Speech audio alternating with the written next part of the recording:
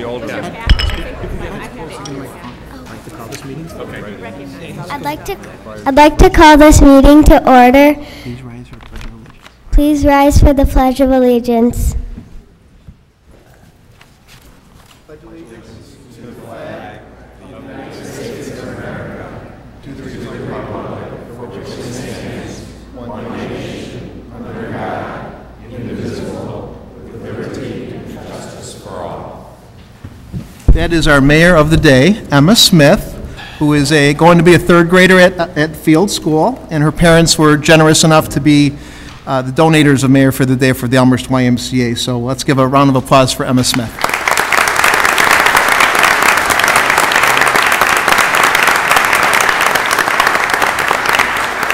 And I thank Jim and Jane Lee Smith, her parents, who are here in the audience as well, for the fine donation as well. Thank you, Jim. Would you like to take a quick picture of her in the... Smile, Emma. There you go, Emma. Very good. Good job, Emma.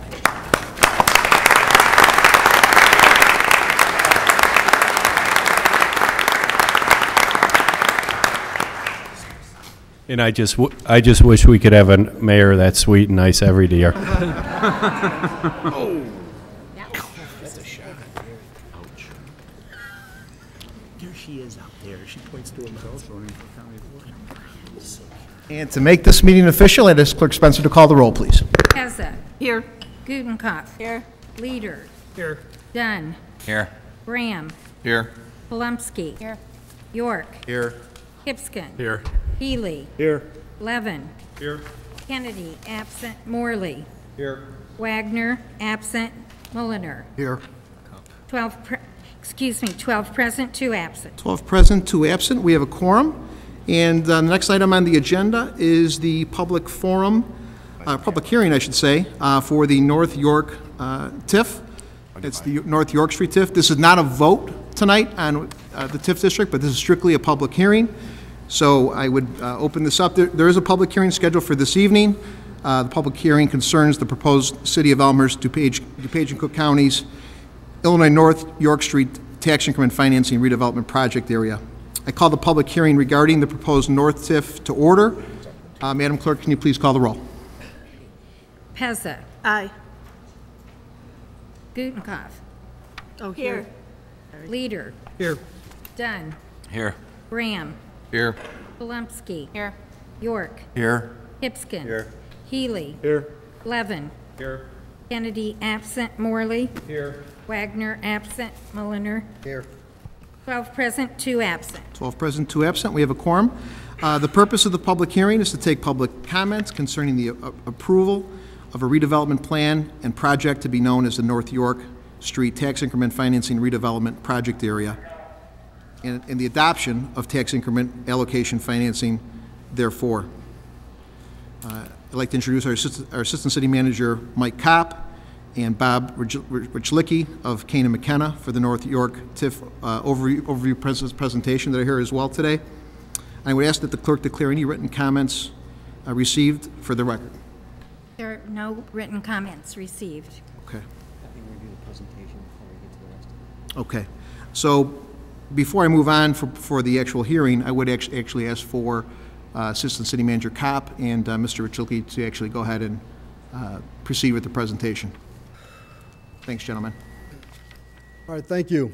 I'll just quickly go over, a lot of this is review we've gone over before, but just do it one more time for people who are new to understanding the TIF district.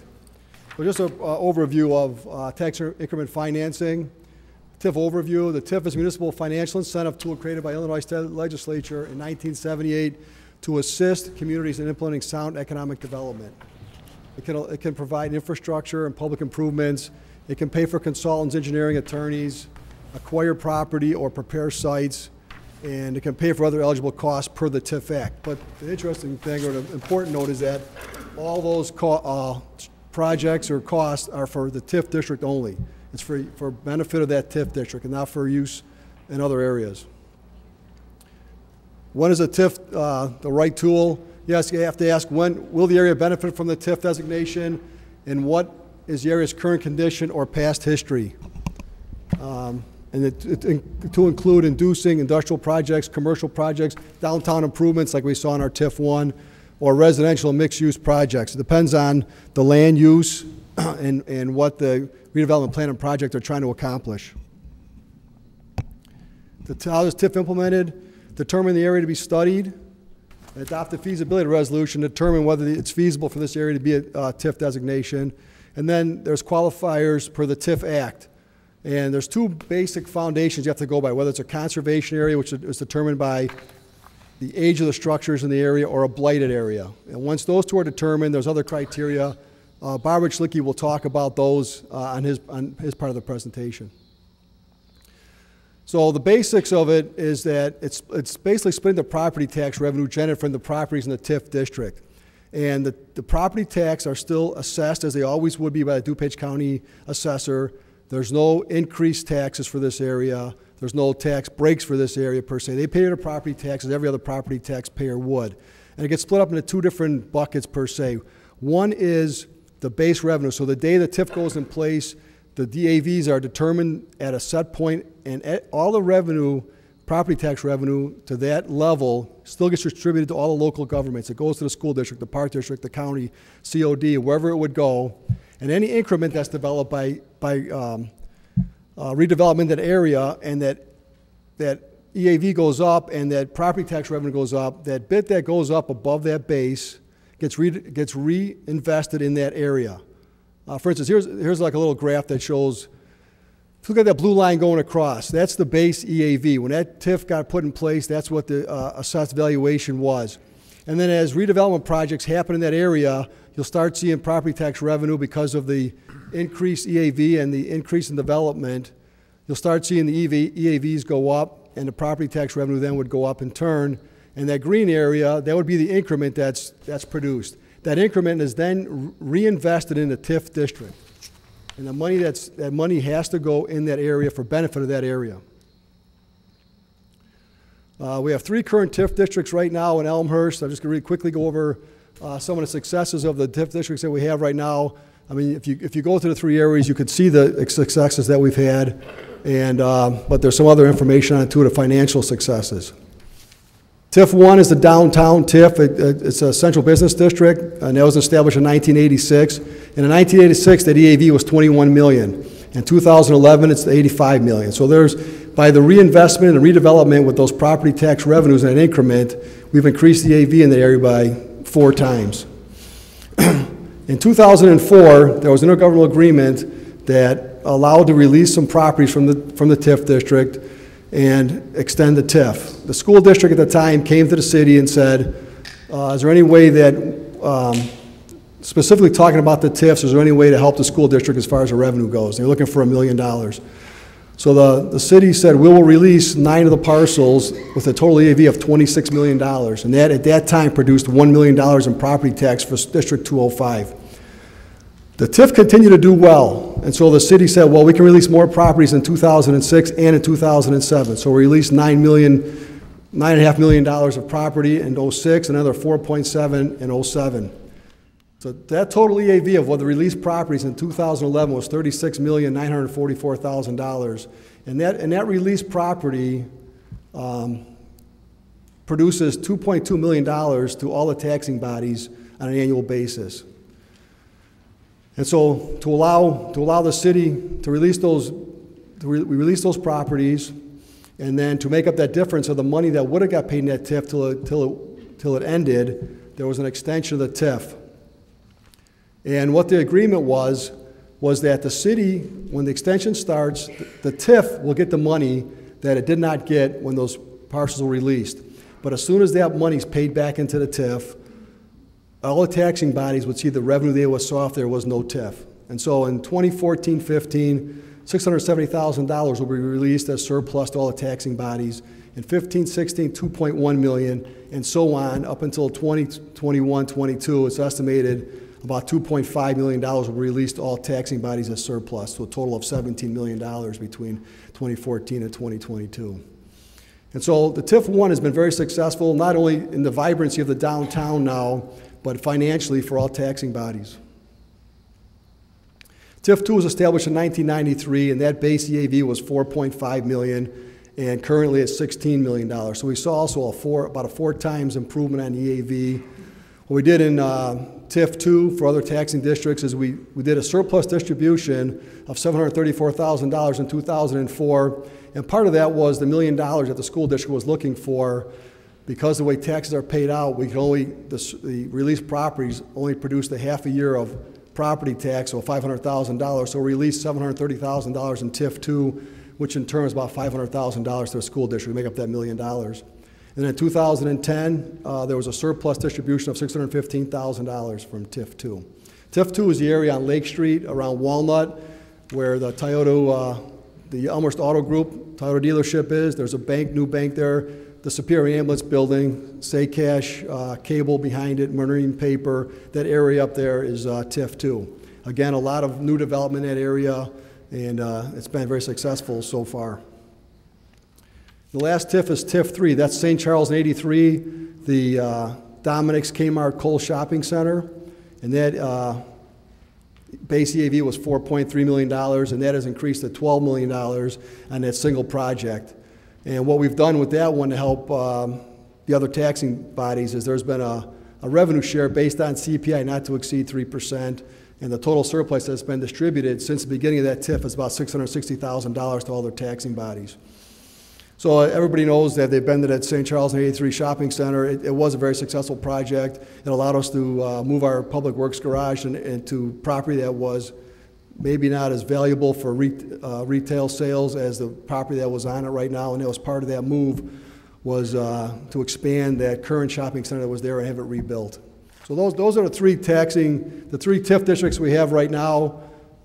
They've all worked well, they've all been successful, and we feel they've been beneficial to all taxing bodies. Just an update on a proposed North York TIF real quick as we go through that, how we got started, and then I'll go through this real quick, and then Mr. Rich Lickey will go through the actual North York TIF itself. In 2009, the city adopted a comprehensive plan, and it had 9 sub-areas for study where there could be potential for future growth. The Economic Development Commission of Elmhurst evaluated those 9 sub-areas and chose 5 that they thought had the most potential for economic development opportunities to include TIF districts. The City Council then directed Kay McKenna to perform the feasibility eligibility studies on those 5 areas. City Council reviewed and concurred with the draft eligibility reports and determined there, out of the 5, there were 3 that they thought were the most viable for possible redevelopment or TIF. After the eligibility report for those 3 areas, all 3 areas at the beginning showed that they would qualify for a TIF area. City Council then directed Kay McKenna to develop a redevelopment plan and project for North York TIF. The City Council reviewed the redevelopment plan and project and directed the city attorney to develop the public hearing resolution, which set the date for a public hearing tonight and for the joint review board. On May 22nd, the draft plan was put on file with the city clerk, which makes it open for the public to investigate it if they chose to do so. On June 4th, the public hearing resolution was adopted, and that set the Joint Review Board date for July 2nd of 2012, which was held here, and it set the date for the public hearing, which is being held at this time. And then, per the TIF Act, there's a number of notices that have to go out to the properties within 750 feet of the boundary. There's notices that have to go out to the actual other taxing districts. Notices have to go out to the actual property owners. And the city followed all of those per the TIF Act to make sure everybody got notified when they were supposed to, when the correct time frames between those were there. July 13th and 20th had to be published notice of the public hearing in 2 editions of the local paper, which we did on the 23rd. All the other property taxpayers in the TIF district were notified, as well as any interested parties. And then tonight, August 6th, is the public hearing. The next step would be the City Council, no less than 14 days from tonight, would approve 3 ordinances to implement the TIF district, and the 3 ordinances are approving the redevelopment plan and project, designating the area, which is the map, which Mr. Lichicki will go over that, a specific area, that's the TIF, and then the tax increment allocation financing. So that's a quick overview of what TIFs are, the successes of the 3 TIFs we've had so far, and the timeline for North York TIF. Now, Mr. Bob Richlicki from Kane McKenna will take you through the specifics of the North York TIF and its eligibility. Thanks, Mike. Oh, question? Thank you, Alderman Mr. Mayor. Plumsky? Thank you, Mr. Mayor. Before we move to North York, I just wanted to know if we could look at the TIF 1 estimated surplus declaration. I just want to make sure we didn't, on page 5, I don't know what slide number it is. I just want to make sure we focus on, right there. In 2014, there will be a release. I just think it's important to know that with our intergovernmental agreement, how we'll be sharing the surplus with the school and the park district, and that in just a couple of years, there's another release of funds. Just thought that I would point that out so people don't take a look at that and wonder what those numbers are, but very soon. Yeah, that's the estimate of the actual incremental tax for those years. I mean, what the agreement was in 2004 is that once the TIF is paid back the money that they foregone at the beginning, would get paid back to the TIF, and at that point, other taxing districts would get the same money they got if there was not a TIF. And so that's, I mean, the first year, the full payback to the TIF ends in the middle of like 14, 15, so they only get you like a half a year of that surplus or a third of the year of that surplus. And then starting 15, 16, they'll get the full increment that they would have got if there was not a TIF in place. Obviously, those are estimated numbers, but we feel that they're pretty accurate numbers. So it's over $2 million a year between 2015 and 2022 for a total of $17 million. And that's a surplus distribution to all taxing bodies. Thank you.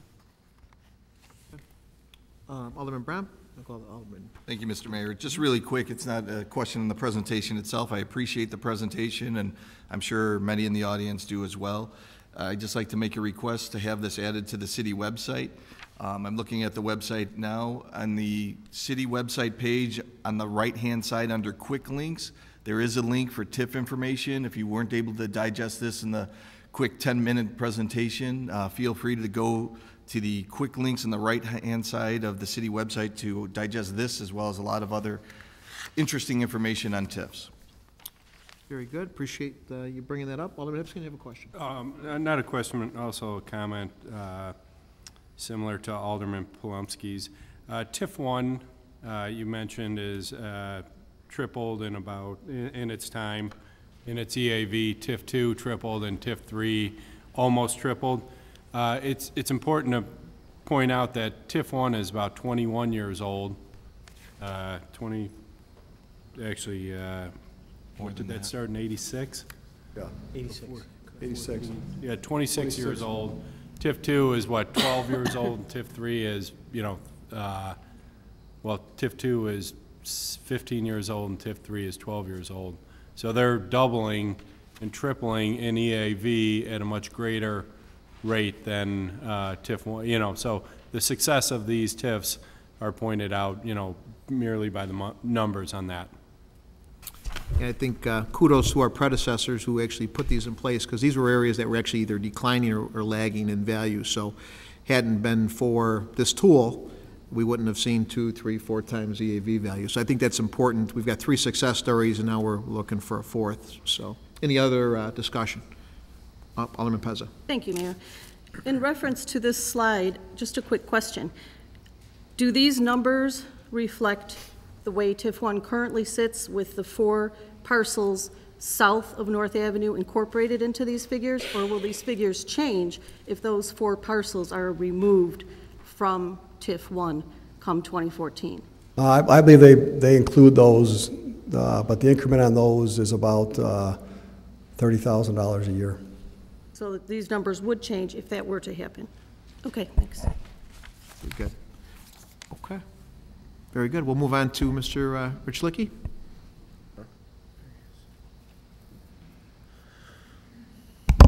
Thank you, Mayor, members of the City Council. Bob Richlicki with Kane McKenna. We've served as the city's TIF consultant for the North York TIF. Just to give an overview of the area in question, Kay McKenna, in conjunction with the city staff, reviewed this area prior to May, when the city kicked it off in terms of the plan being on file, and then in early June, passing the resolution that set up this hearing, as well as the Joint Review Board.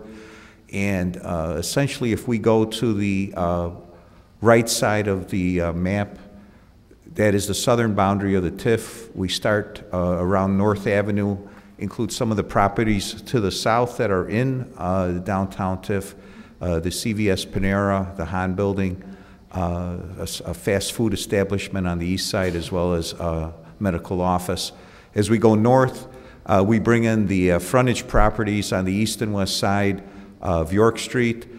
We exclude Liberty Village, which is that white area, and then we proceed north across the expressway to bring in the property, again, on the east side of York. And if we go to the left side of the map, we include the properties on both the east and the west side of York Street, which includes a mix of commercial and some industrial as well as retail. As we proceed north, we bring in some property to the west along Addison. To the right are two schools, District 205 schools.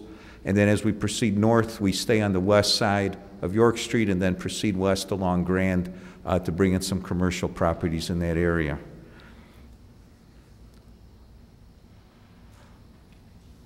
As Mike Kopp indicated, as part of the TIF designation, the city is required. There are a whole series of notifications that you have complied with. The city has complied with them in terms of both the notification of taxing districts, taxpayers of record in the newspaper, as well as notices within 750 feet. On July 2nd, the Joint Review Board met, and this included affected taxing districts. At that time, there was a resolution of approval to the City Council recommending the area. Again, the Joint Review Board is an advisory body, but they had indicated to the city that the area had satisfied, in their opinion, the eligibility criteria, and that the TIF redevelopment plan had complied with the requirements of the TIF Act. Two things as it relates to the summary of the plan. First, in order to qualify under Illinois law, as Mike indicated in one of the earlier slides, the area has to be either a conservation area or a blighted area. Based upon our review of this area, we found that the factors would be in place for a conservation area. The threshold factor for conservation area is that 50% or more of the buildings in the area are deemed to be 35 years old or greater. We did find that, and then in addition, 3 out of these 13 factors that are set forth in the Act have to be present within the area, again, to constitute the conservation area. Based upon our examination of age data from the township assessor's offices as well as city data, we made the initial determination that 68% of the buildings, and there was a little over 100 buildings that were present in this area, were found to be 35 years old or greater, so that was the initial or threshold factor in terms of qualification. And then in addition, we found 6 factors. Again, the minimum is 3 factors that are required. We found, and they are documented in more detail in the eligibility report: obsolescence, deterioration, excessive vacancies, deleterious land use or layout, lack of community planning, and last but not least, lag in EAV. This last factor we believe is an important one because it showed that for 4 out of the last 5 years, the valuation growth in this area not only had overall declined from 2005 by a little over $2 million, but the rate of growth had actually been less than the balance of the city for 4 out of the 5 years. Again, that's an indicator that we'll see in combination with things like excessive vacancies, which contribute to some of the lack of value, as well as obsolescence. So again, threshold factor was found. 68% of the structures were in excess of 35 years, so we meet the finding for conservation area. In addition, more than 3 factors actually, are found. There are 6 factors. Overall, when we reviewed the city's comprehensive plan as well as other information, we were including annexation information from the past. We had identified that the area indeed had developed in part over piecemeal fashion over the years, and much like the downtown area and some of your other successful TIF districts, coordination by the city will be required in order to have stem the loss in value in the area, as well as contribute to hopefully overall success of the area similar to the other TIF districts. The redevelopment plan is the other portion of the materials that were discussed by the Joint Review Board. I just want to point out that the TIF plan primarily relates to statutory requirements, what has to be in the plan. It does not supplant any of your entitlement or zoning or planning processes, which still are in place. The plan is really more of a financing tool. It allows the city to capture the money in that one bucket in that earlier slide, to utilize it within this area in pink for redevelopment purposes as set forth in the plan.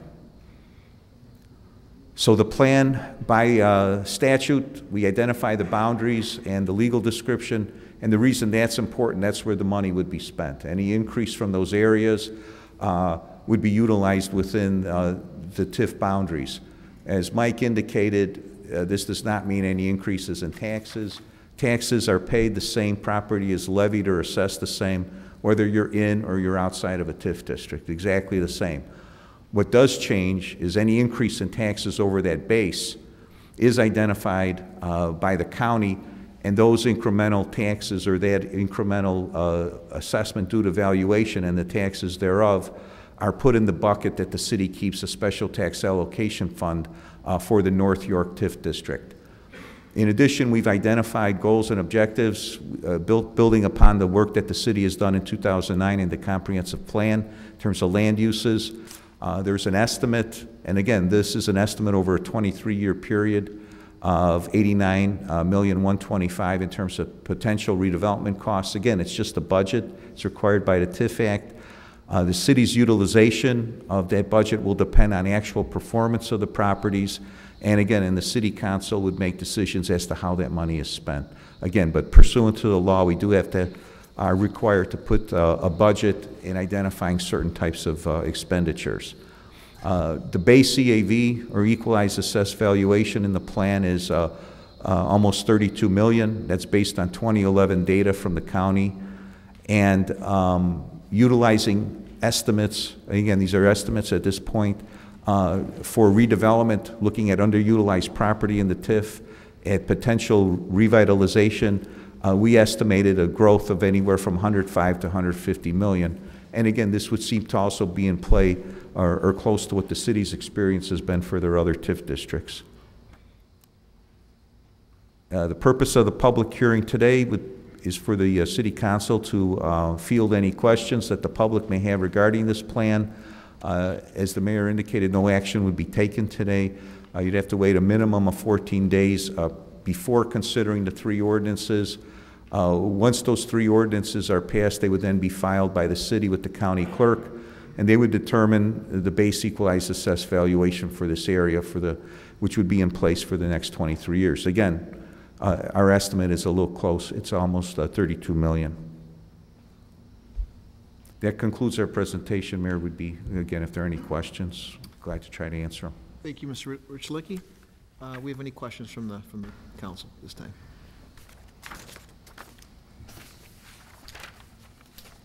Very good. I would actually ask the clerk declare any written comments received for the record. No written comments, just public. Okay. Would any members of the public like to make any comments for the record? And I believe Clerk Spencer has a list, which she'll go ahead and read off. Some people have signed in, so we'll get started. Claude Pagash, 566 West Gladys. And for public hearing, we do not have a time limit, but if you please state your name and your address, we will be happy to hear your comments. My name is Claude Pagash, 566 West Gladys. It was a nice speech. Yeah, we're going to have in TIF. We're going to have 3 TIFs. We're also going to have 160 million worth of bonds. And if everything goes well, the taxes generate, we'll pay it. But if it doesn't, the public, the resident, is stuck with paying it off.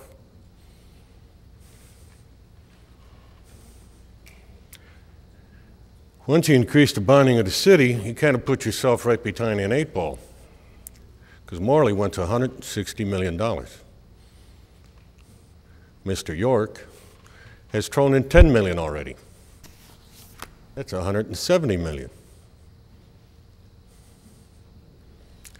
And we haven't got Mr. Kennedy here yet, but he's got a parking garage that he can't pay for. And you still have the sewer problem you haven't even touched yet. So I'm looking at the future of me having this town carry $250 million in bonds because one supermarket is moving in. No guarantee of anything else. And how we got down Grand Avenue is beyond me since we were on York. And then we jump all the way over to the school. And then we throw the Hannah in, which you guys just voted in not too long ago to be part of the downtown setup for about another 9 years. But you're going to pull that out of there. So that means somewhere along the line, you're going to need bonding for that. I don't like the fact that what you've done is you've put the residents in this town on the hook for $250 million. If none of this stuff develops, you don't get another supermarket in there, you don't get anything else, I got to pay the difference. I'm stuck with paying those bonds. You can tell me about what happened downtown and how greatly it's increased its value and everything else.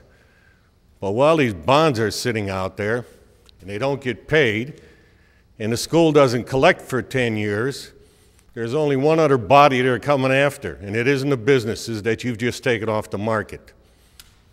It's the resident. He's the guy that's got to foot it for 10 years,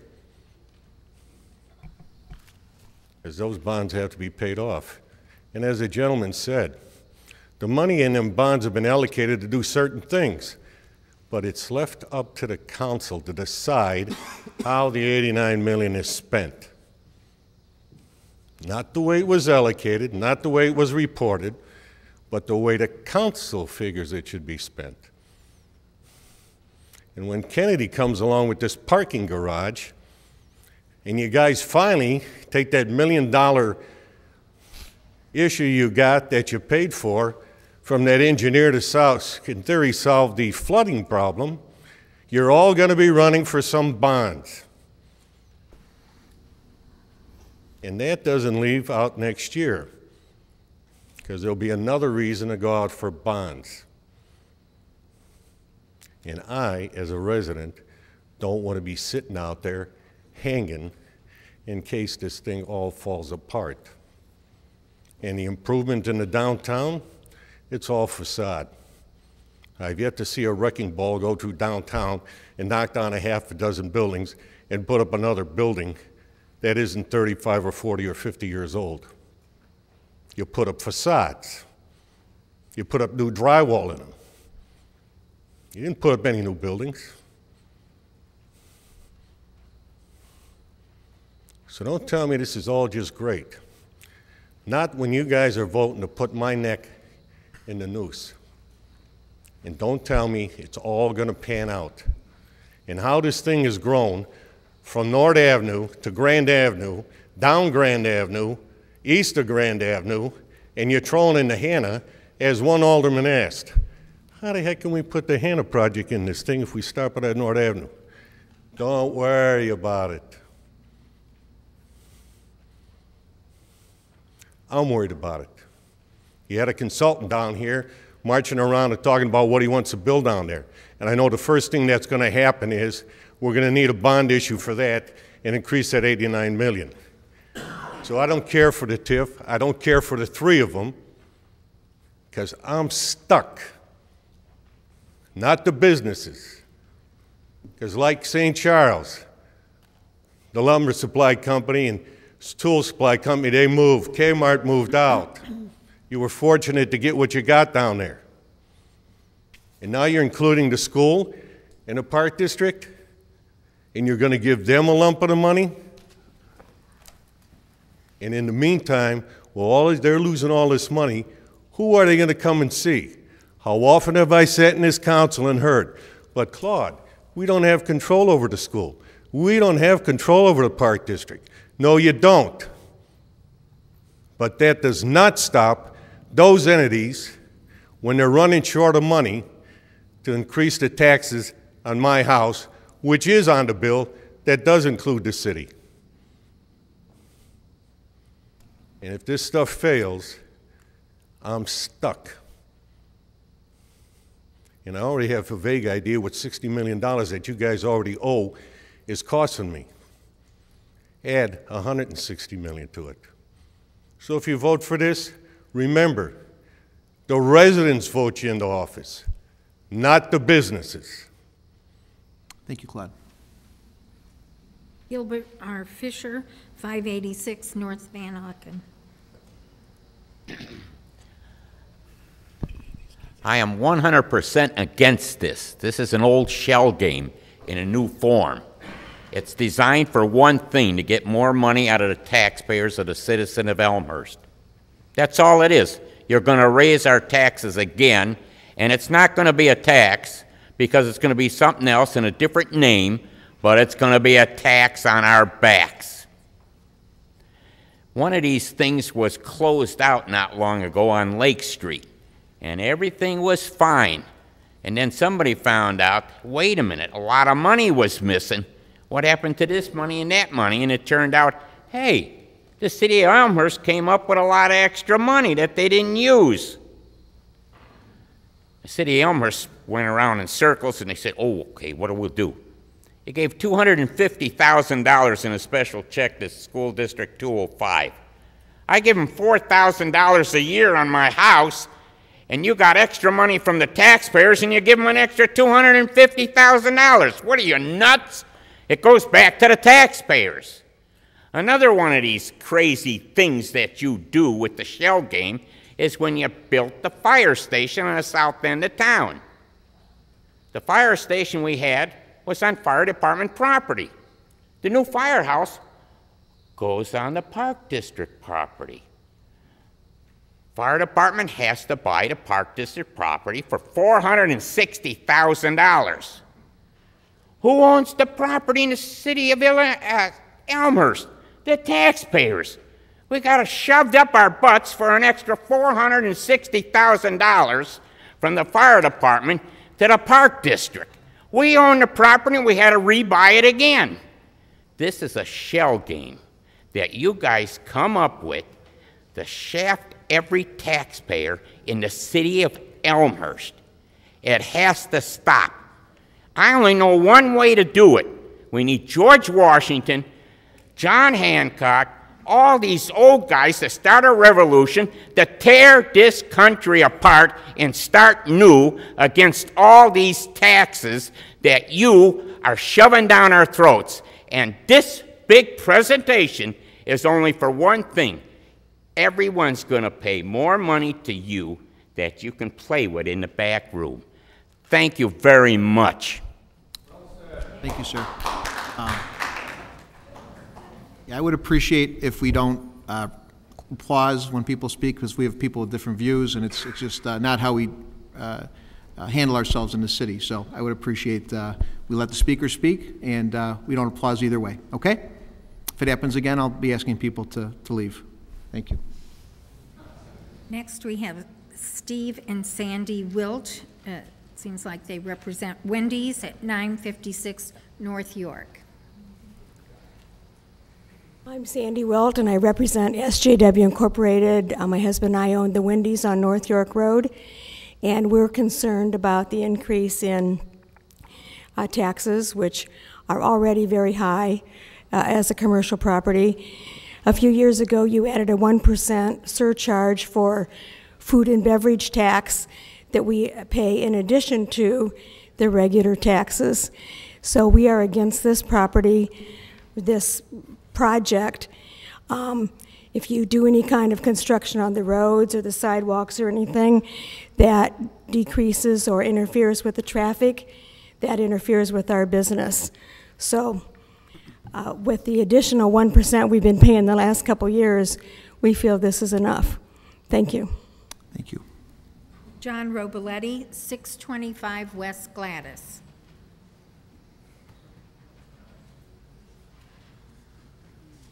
John Robiletti, 625 West Gladys.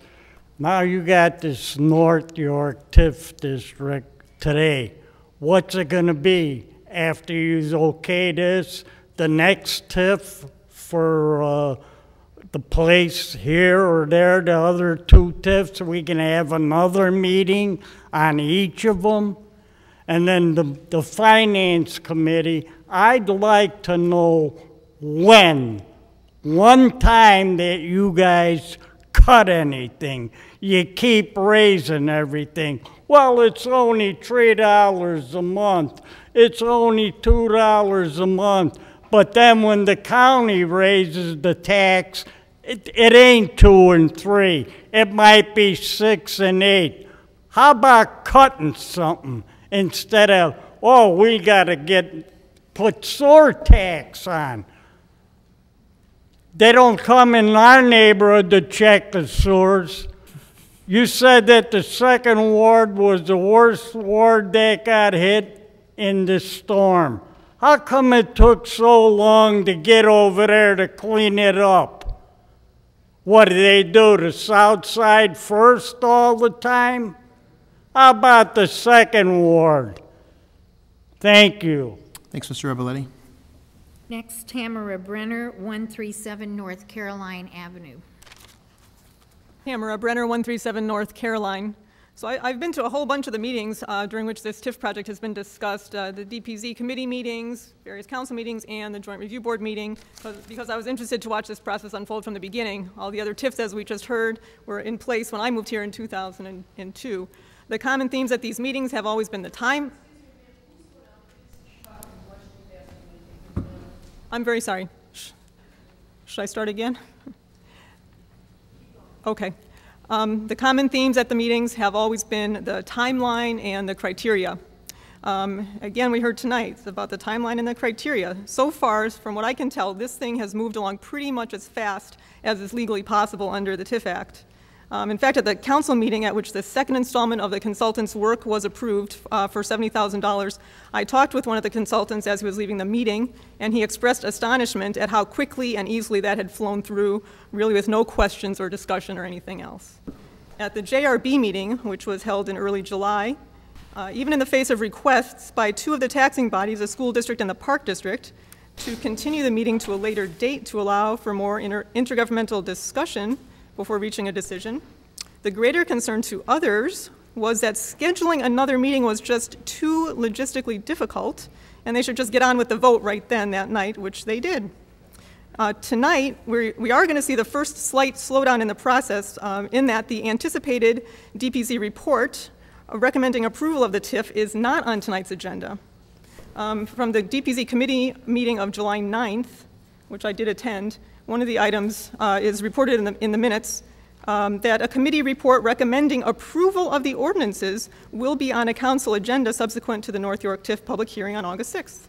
Well, we're doing the public hearing right now, and already the committee's decided to recommend approval of the ordinances. So I'm really kind of confused about what the purpose of the public hearing is, I guess, other than to give us a forum to vent our concerns, but I'm not sure that they're going to be listened to so much. Although this 2-week delay does give me a little bit of hope, where before there was none, that maybe some of our issues will be considered by the committee and possibly responded to before automatic recommendation for approval is made. So that's good.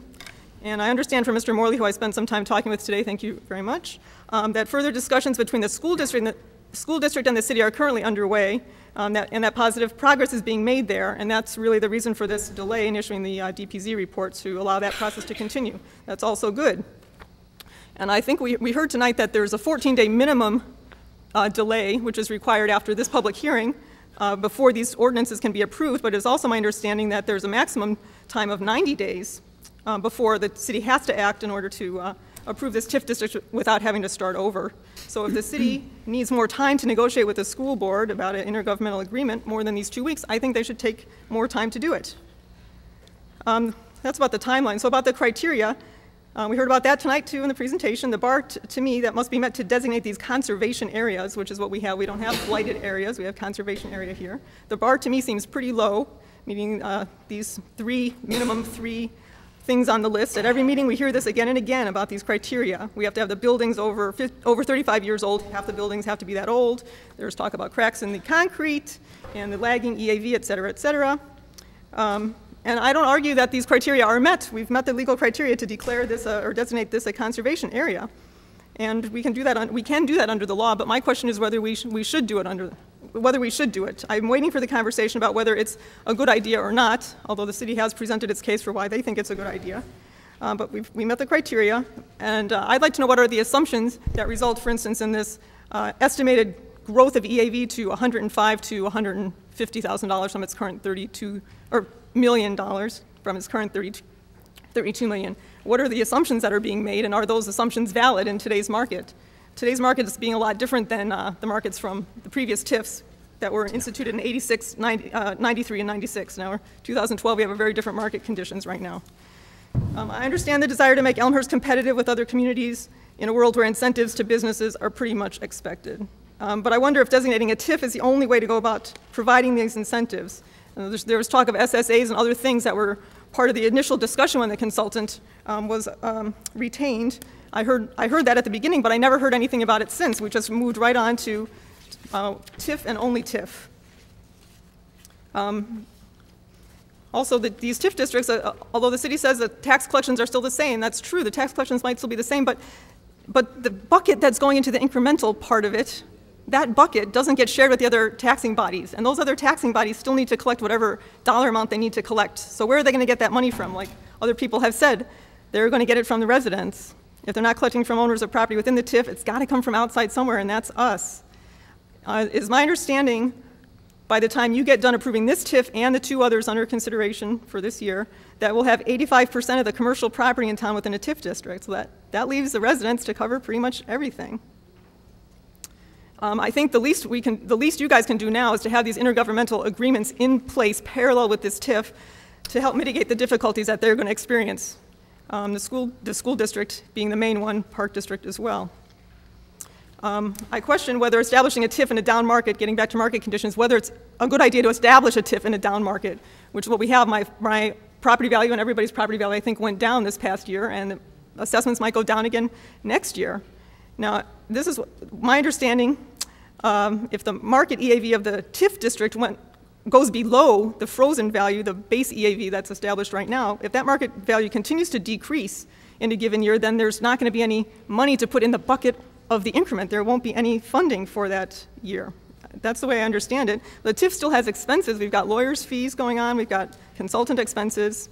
And we've got this incentive agreement with Mariano's coming up, which wants to be approved in a few weeks once the TIF district is approved, to borrow $1.25 million on a line of credit. That's supposed to be reimbursed with funds from the TIF increment. Well, if the increment's low for several years, how is that money going to be paid back? Yeah. Have these potential scenarios been evaluated? That's what I would like to see some discussion of before people jump right into the TIF. We've seen all the lines where the baseline goes along and then things go up, but we haven't seen anything where the baseline goes down for a while and then comes up. Have those things been considered? And also, it seems to me that establishing 3 TIFs, which is up for consideration by this council, establishing them all under the same market conditions might not be the smartest idea. The other ones were all established several years apart, and so have experienced different market conditions over time. About EAVs, I was wondering about those earlier today too. I suspect in general that owners of commercial property are more savvy about the process of appealing their EAV values. It is possible to appeal the assessment and sometimes get a reduction in your EAV, which will result in lower taxes being paid. And I don't think probably residential property owners are maybe not as attuned to that process as business owners are. I wonder how many business owners in the up-and-coming TIF have requested in recent years reductions in their EAV. And if they did, and if they received those reductions, did that contribute in any way to the apparent lag in EAV values in those districts? Also, there's a referral to the Finance Committee on tonight's agenda dealing with the possibility of formalizing an application process for gaining access to TIF increment funds once the TIF is established. It was pretty shocking to realize that there's no such process in place so far. We really should have that. One of the sample applications in the referral includes that a developer owner will provide a signed statement that a real estate tax reduction has not and will not be applied for if TIF assistance is awarded to the project. And the city should definitely have something like that in place so that businesses aren't playing around with their EAVs once they've received TIF funds. Today I took a tour of the Hahn Street area today. It's a nice place, but I don't think that this should be removed from TIF 1 and placed in TIF 4. I don't see a valid reason why this property should be continually in a TIF district for literally decades. The original proposal for this TIF 4 was for York Street north of North Avenue. I think it should stay that way. It's unclear to me that putting money in this area is going to spur development now, though, since nothing's occurred there over many, many years, even during market boom years. And it seems that including Hahn Street in the new TIF 4 would be a drain on the remainder of the TIF if it is functional. So my specific request to the council, a couple of specific requests is, it would be nice if the council acknowledged that putting in a TIF district costs everybody else some money, because the other taxing bodies, even though it's not the city that's going to do it, the other taxing bodies still need to raise their funds, and that's going to result in higher taxes for the properties outside the TIF. So please acknowledge that instead of saying that it's not going to happen. Maybe we get to have savings after the TIF expires in 23 years, plus 12 years. That's a long time to wait. What do we do in the meantime? Please work out the intergovernmental agreements ahead of time to mitigate the difficulties, particularly for the school district, and take additional time if you need it. You've got up to 90 days to approve the TIF from now. And we've heard about the potential upside, which is up to a 5-fold increase in the EAV. Please consider the potential downside should market conditions prove unfavorable over the near term or over the long term. Take the Hahn Street properties and the bridging properties, the CVS and the Panera, et cetera, out of the designation. And please put in place a formal application process for access to TIF assistance as soon as possible. Disbursement of public funds should not be arbitrary, and right now it is and will continue to be if no formal process is in place. And we are putting something in place to last for 23 years, so please do the right thing now. Take the time to do it right now. Thanks. Thank you. Mr. Mayor? Yes. I was wondering if we could invite Ms. Brenner to submit her written comments to the clerk, because I think it was very quickly delivered, and some of what she was saying might be important to consider. Thank you, Alderman Levin. Mr. Brenner, if you'd like to turn in your comments, that would be great to our clerk. Should we have copies of them? Okay. Thank you. Next, we have Craig M. Nelson, 190 East St. Charles. Good evening. I would urge the council to slow the process down, to consider greater due diligence, to consider taking TIF 1, 2, or 3 and paying off the bonds before you proceed with another one. No one has implemented a TIF in this kind of economic condition with the commercial real estate market being in disarray. And it's very difficult for me to consider what might happen other than development coming in not according to the master plan, but just willy-nilly because money is there. This is a good area. Developers will come to this area regardless of whether there's a TIF or not. Consider slowing the process down. Thank you. Paul Martino, 372 South Kenilworth. Excuse me, I think Mr. Martino, was he going to speak on a different issue, not? Well, he was signed up for both issues. Okay. Is he, Mr. Martino, pass? Okay. We'll go to Terry Pastica, 182 North York Road. Hi, my name's Terry Pastica. I'm a community lawyer from the Citizen Advocacy Center. I got to tell you, I got to start out my public hearing comment with applauding Mr. Fisher for his comment and expressing my viewpoint. For those in opposition, I encourage you to get up and speak in opposition to what I'm about to say anyways. Number one, in response to the PowerPoint presentation that was done at the beginning of this, It's absolutely true that TIF 1 has paid out monies to the school district, but you need a little bit of a correction there. Those payouts in TIF 1 was not because the city was benevolently giving the school district money. It was because TIF 1 was going to be extended. And by state law, in order to extend the TIF, you had to get approval by the school district. And that intergovernmental agreement was a negotiated compromise pursuant to the TIF extension. So that's number one. Number two, getting on to my comments about this TIF, Citizen Advocacy Center has followed TIF issues in Elmhurst for almost 20 years. I think that the initial referral from Alderman Pezza and Alderman Bram to give assistance to the north side was a good one. But I think the inclusion of the properties south of 290 and certainly the Hahn Street property has really caused this problem to cause this project to go downhill.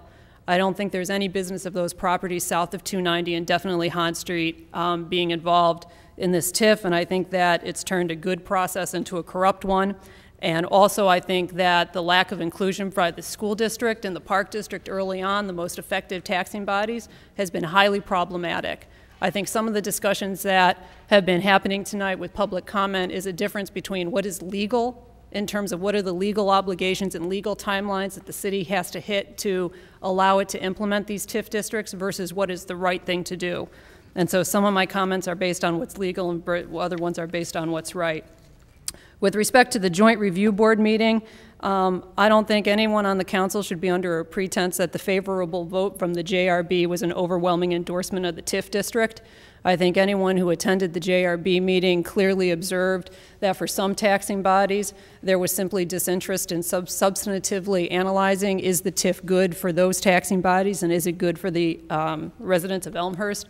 I think the Park District and the School District, from attending their previous meetings just before the JRB meeting, it was obvious that they felt like their backs were against the wall and they did not receive enough information about what was going on with the Elmhurst TIF, and they felt cut out of the process.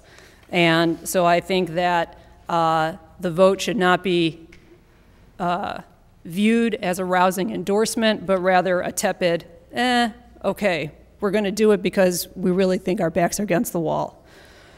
Number three, I think that the effect of not including the school districts and the park districts in these communications, the effect of this is that instead of having a substantive discussion on whether or not there should be a TIF, number one, and what properties should be included in the TIF in an open public dialogue on a public policy issue, has resulted in closed doors financial negotiations about what should the payoff be between the city and the school district to make the TIF a little bit more palatable. And that is a dramatic difference that I think needs to be acknowledged as the city of Elmhurst, if you consider TIF 5 and 6 coming down the pipeline.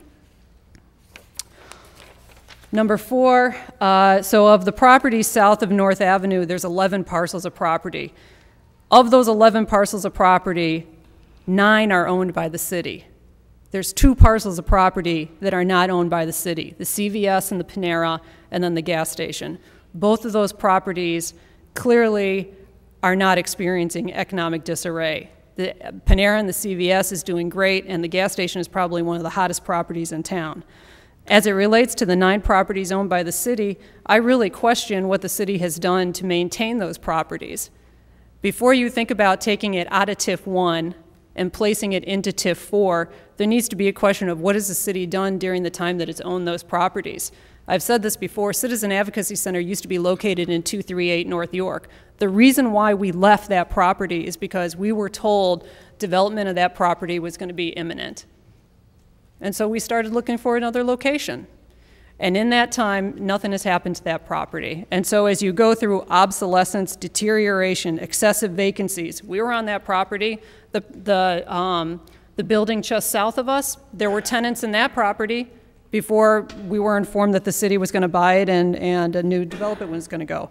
Deteriorous land use and layout, there was a contract to build on that property up until a couple of months ago.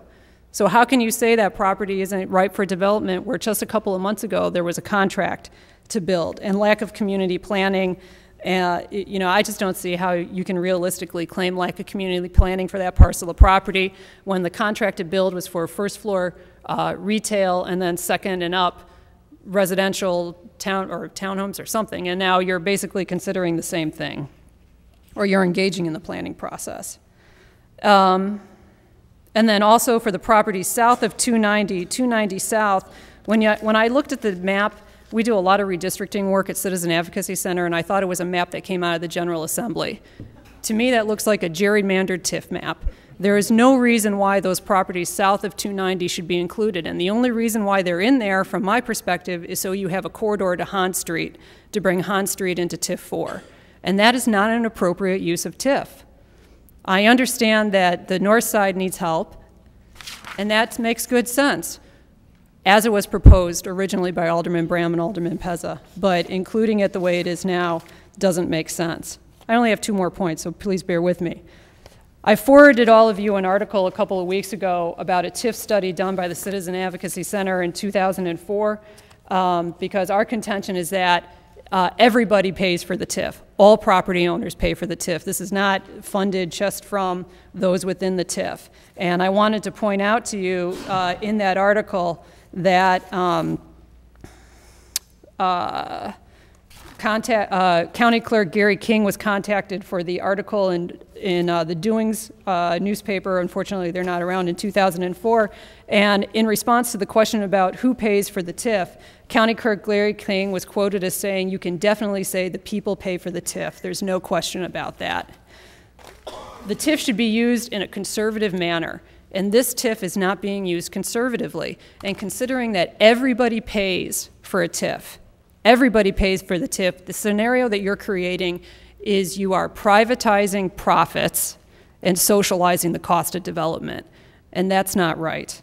And my last point is that within TIF 1, or within the proposed TIF area, Citizen Advocacy Center went and we pulled, we wanted to know within the EAV values what property owners have petitioned to have their property taxes reduced.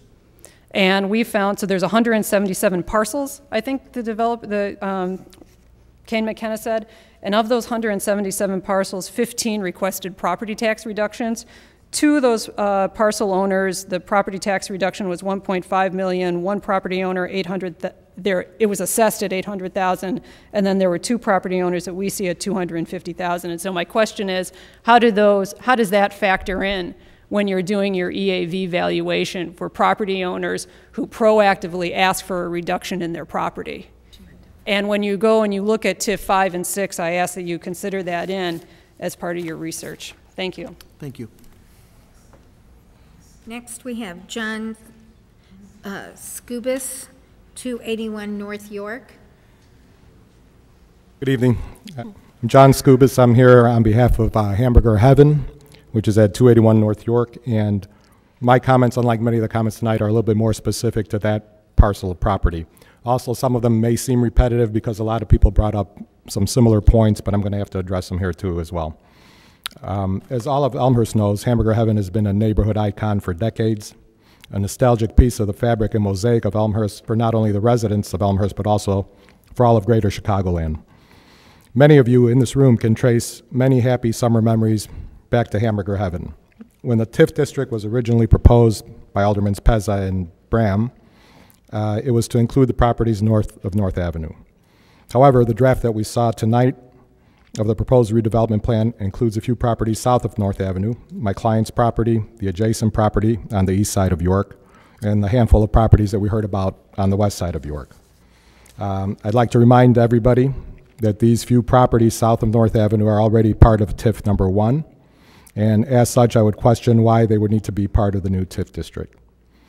My client's concern, and the concern of many Elmhurst residents, is that, perhaps even including the mayor of the day today, is that inclusion in the new TIF would encourage the elimination of this historic piece of Elmhurst. Therefore, I'd respectfully request that the size of the TIF map be reduced, which is within your power, to exclude the Hamburger Heaven property and preserve a proud and recognizable part of the history and culture of the city of Elmhurst. Thank you. Thank you. That concludes the public hearing as far as who has signed in prior to the meeting. Okay. Those are folks that signed in. Is there anyone else that would like to speak for public hearing on the North York TIF? I know we've got some North. Sure. Would you like to speak, sir? You'd state your name and your address, and then we'd like to hear from you. And anybody else, I know we got a lot of North Siders here that want to see this happen because of Mariano's, et cetera. Feel free to speak up if you'd like to. John Kirchner, 245 Villa. Here's what I like. I did go on the website and I checked out the TIF 1, TIF 2, TIF 3, the EAV when it first was issued, and EAV as of April 2011. And the results speak for themselves. You know, they are successful, and I appreciate that. I also like the incentive agreement that is being forged with Mariano Specialty Foods. I like it because the city is not the property owner, but this is a private party that owns that land. So that's the kind of TIF that I really like. And as far as what I don't like, $7.2 million has been spent on for land for the Hahn Street project. And for me, since nothing's happened with that, with financial matters, I like to have an investment and then get something back from it. Nothing has occurred with it. I don't know exactly what the problem is, but with the $89 million new TIF project, $15 million is supposed to be for land acquisitions. And my opinion is that before we spend more money for land acquisitions, we handle this problem with the Hahn Street project. So that's just what I would prefer. The other thing has to do with market conditions. I perceive there are red flags both on the state level and national level.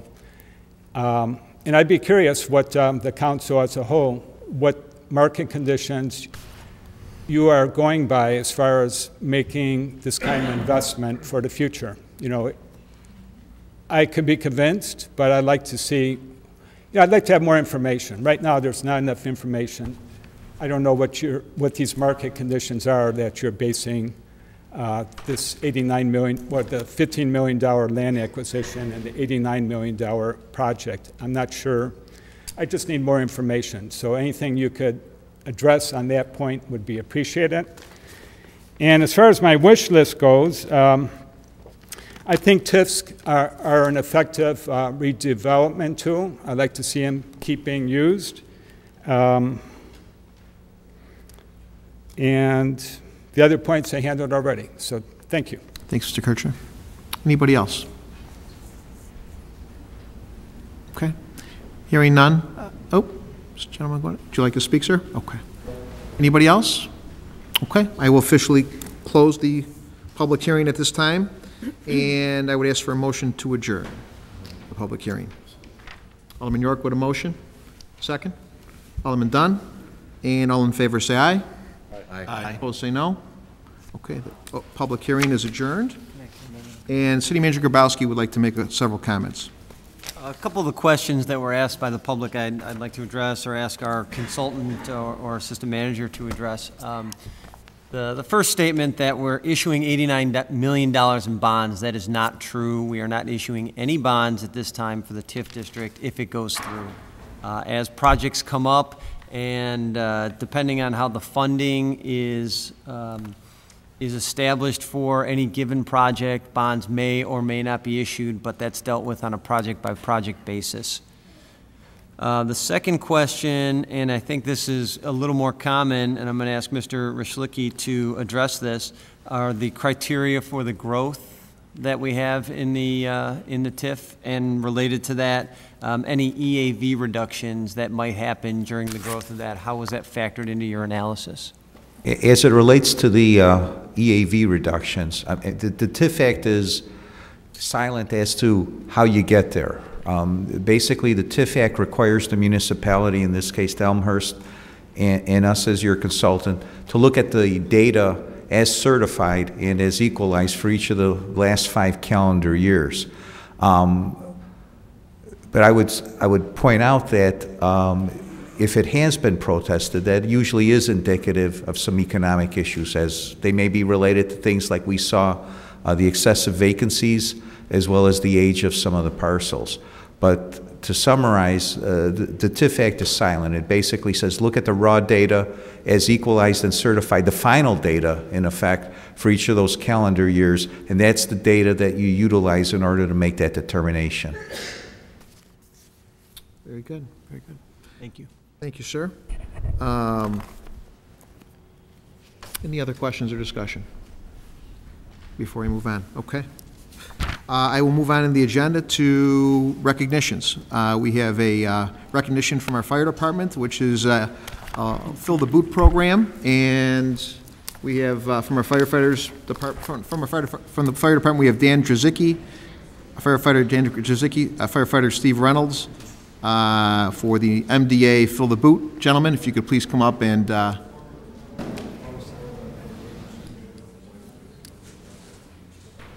it? Yeah, absolutely. Well, we've got some good things to talk about here.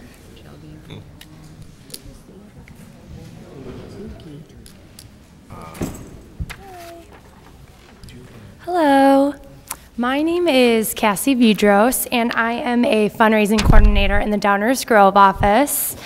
I'm just going to talk a little bit about MDA really quick, and I would be honored to highlight the Elmhurst Fire Department.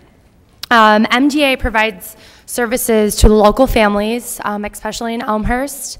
The services that we provide are funding for flu shots, repairs of durable medical equipment, parent support group, sending our kids to MDA summer camp, and also funding for research and clinical trials throughout the U.S. We have over 300 research projects going on. We've had a lot of breakthroughs, which is truly fantastic. The MDA does not receive any funding from United Way or the government, so we look to our sponsors to assist us to raise funds to provide the services that we do for the local families. MDA has had their partnership with the firefighters throughout the U.S. for over 50 years.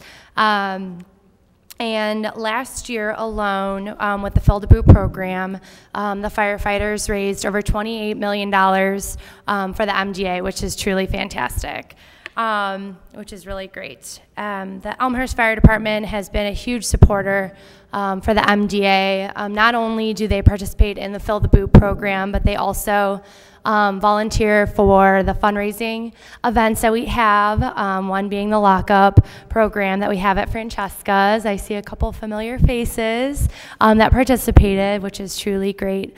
The members of the Elmhurst Fire Department also attend MDA summer camp, so they get to experience what it's like to attend and get to hang out with our kids for a day, because we have firefighter day. So they bring up their rigs, and it's just a truly wonderful experience for our children. I just want to highlight a couple of numbers, which is truly great that the Elmhurst Fire Department has raised for the MDA. In 2007, they raised $4,018. 2008, $3,405. 2009, $3,315. And they went above and beyond and raised $9,595 in 2010. In 2011, they raised $10,645. And this year, they went above and beyond, and Steve ensured that they added one more day to their Fill the Boot program, and they raised $12,211, which is, that deserves a clap.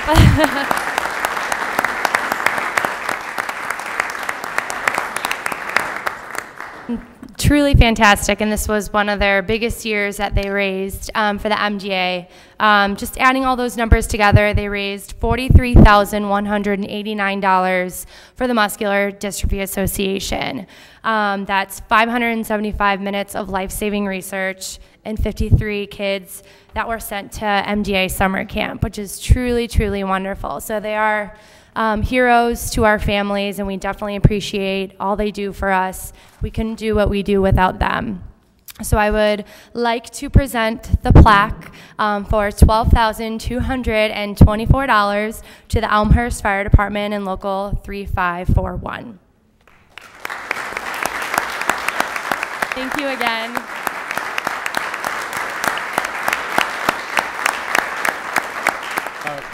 Real quick, obviously, we couldn't do this with all the residents from Elmhurst driving through and seeing us out there with our boots. So I'd like to thank everyone in the community and also the people who work throughout the community that are most of our donors. So thank you also. Thank you. Thanks to the administration for letting us go out there to fill the boot also. Thank you. Nice job, guys. They always do a great job, and they're always raising money for various causes. So we appreciate all your hard work. I saw a lot of you guys out York and Butterfield with the boots and running around at York and North too. So we appreciate all your help. So we had a great group of guys here. So next on the agenda is another recognition. This is by our Elmhurst Historical Heritage Foundation. It's called the Ruth Strand Poster Contest. And Ruth Strand was a former librarian here at Elmhurst, the Elmhurst Library. And when she passed on, she left it in her will to leave dollars to our great facility here, our historical museum. And in her honor, we have put together an annual poster contest. And Kathy Steigert is here today to, I believe we've got 6 recipients here that are going to receive awards today. So Kathy, if you'd be so kind to come on up.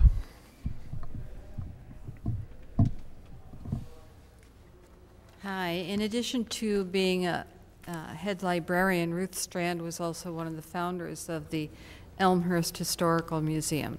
Her love was history, and we hope that with the poster contest, the children that participated, 468 entries this year, we hope that they have increased their love of Elmhurst history. We have with us tonight some of the winners, and I'm not sure if they all remained through the long presentation, but let me read some of those names. I'm going to read all of the names of the winners. We had first, second, and third place, and then we had 9 honorable mention. 10 elementary schools in Elmhurst participated in this contest. The honorable mention first: Pradeep Darsapudi, Jack Sanders, Allison Waski, Magnus Johnson, Michael Buccolo, Emily Thomas, Gabriella Ruggieri, Taylor Marshall, Stephanie Hidalgo Malasco. Then third place, Mallory Hecker. Second place, Jacob Friend. First place, Emma Wheatland. Would those students who are here please come forward?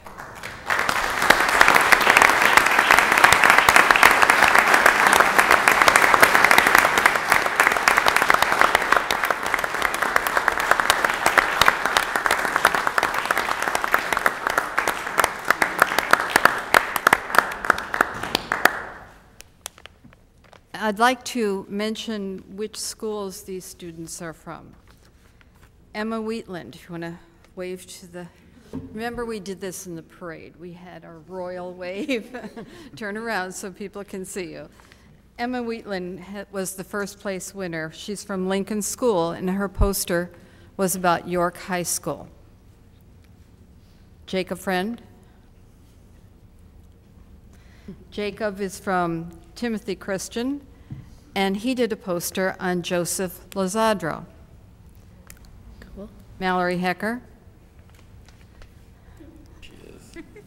Mallory is from Emmanuel Lutheran, and her poster was on Gloss Mausoleum. Allison Waski. Allison is from Field School, and her poster was about York High School. Michael Buccolo. Michael is from Edison School, and his poster was on Churchville Schoolhouse. Emily Thomas. Oh, we can hardly see you. Emily Thomas is from Jackson School, and her poster was on Elmhurst Hospital. I have a big poster here. Need help?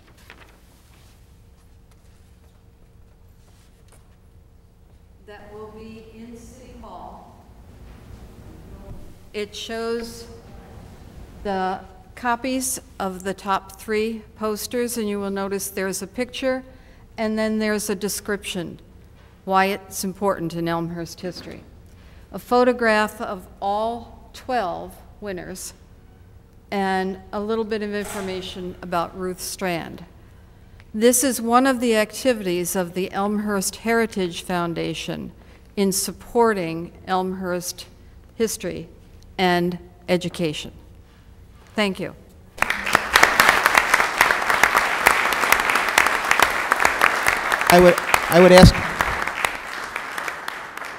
I'd actually invite the kids if you guys want to come up to the dais and shake the aldermen's hands. That'd be kind of, it's kind of a ritual we do. So come on up and. How about a picture in the center too? Picture in the center, absolutely. Alderman Hipskin, he's always thinking. Come on, we'll go to the center. You want to come up here with the picture? We're going to shake hands first or do the...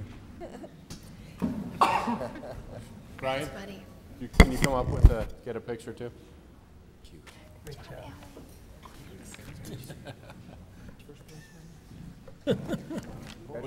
job. Have them line up right here. Nice job. High five. I was one of the judges. Low Very five. good. Very good High work. five. Very good job. Very good. Great job. Great job. Very good. Good job. I'll stop it. Watch the step. Watch the step now. Watch the step. Thank you. Careful on the step. Yeah. Oh, freckles. Step. Thank you. Congratulations. Be careful on the step. Congratulations. Watch the step. If any of the parents want to come on up, feel free to come on up as close as you'd like. Yeah, I can have your coat and your glasses. Put your glasses in the pocket. Very cute.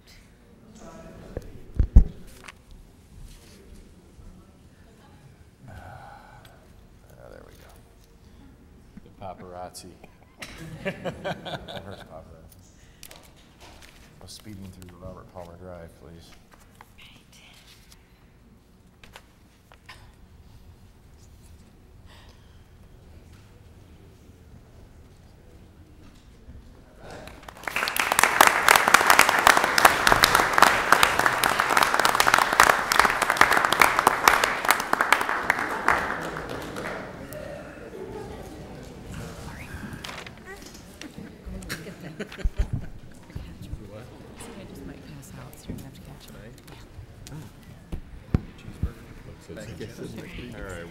We'll let the room clear here as we see the future of our town exit, and well done by the kids and their parents. We've got great public and private entities in our school that educate, in our town here, that educate these kids and are just a wealth for our community. So we appreciate all that they do. And we will move on in our agenda.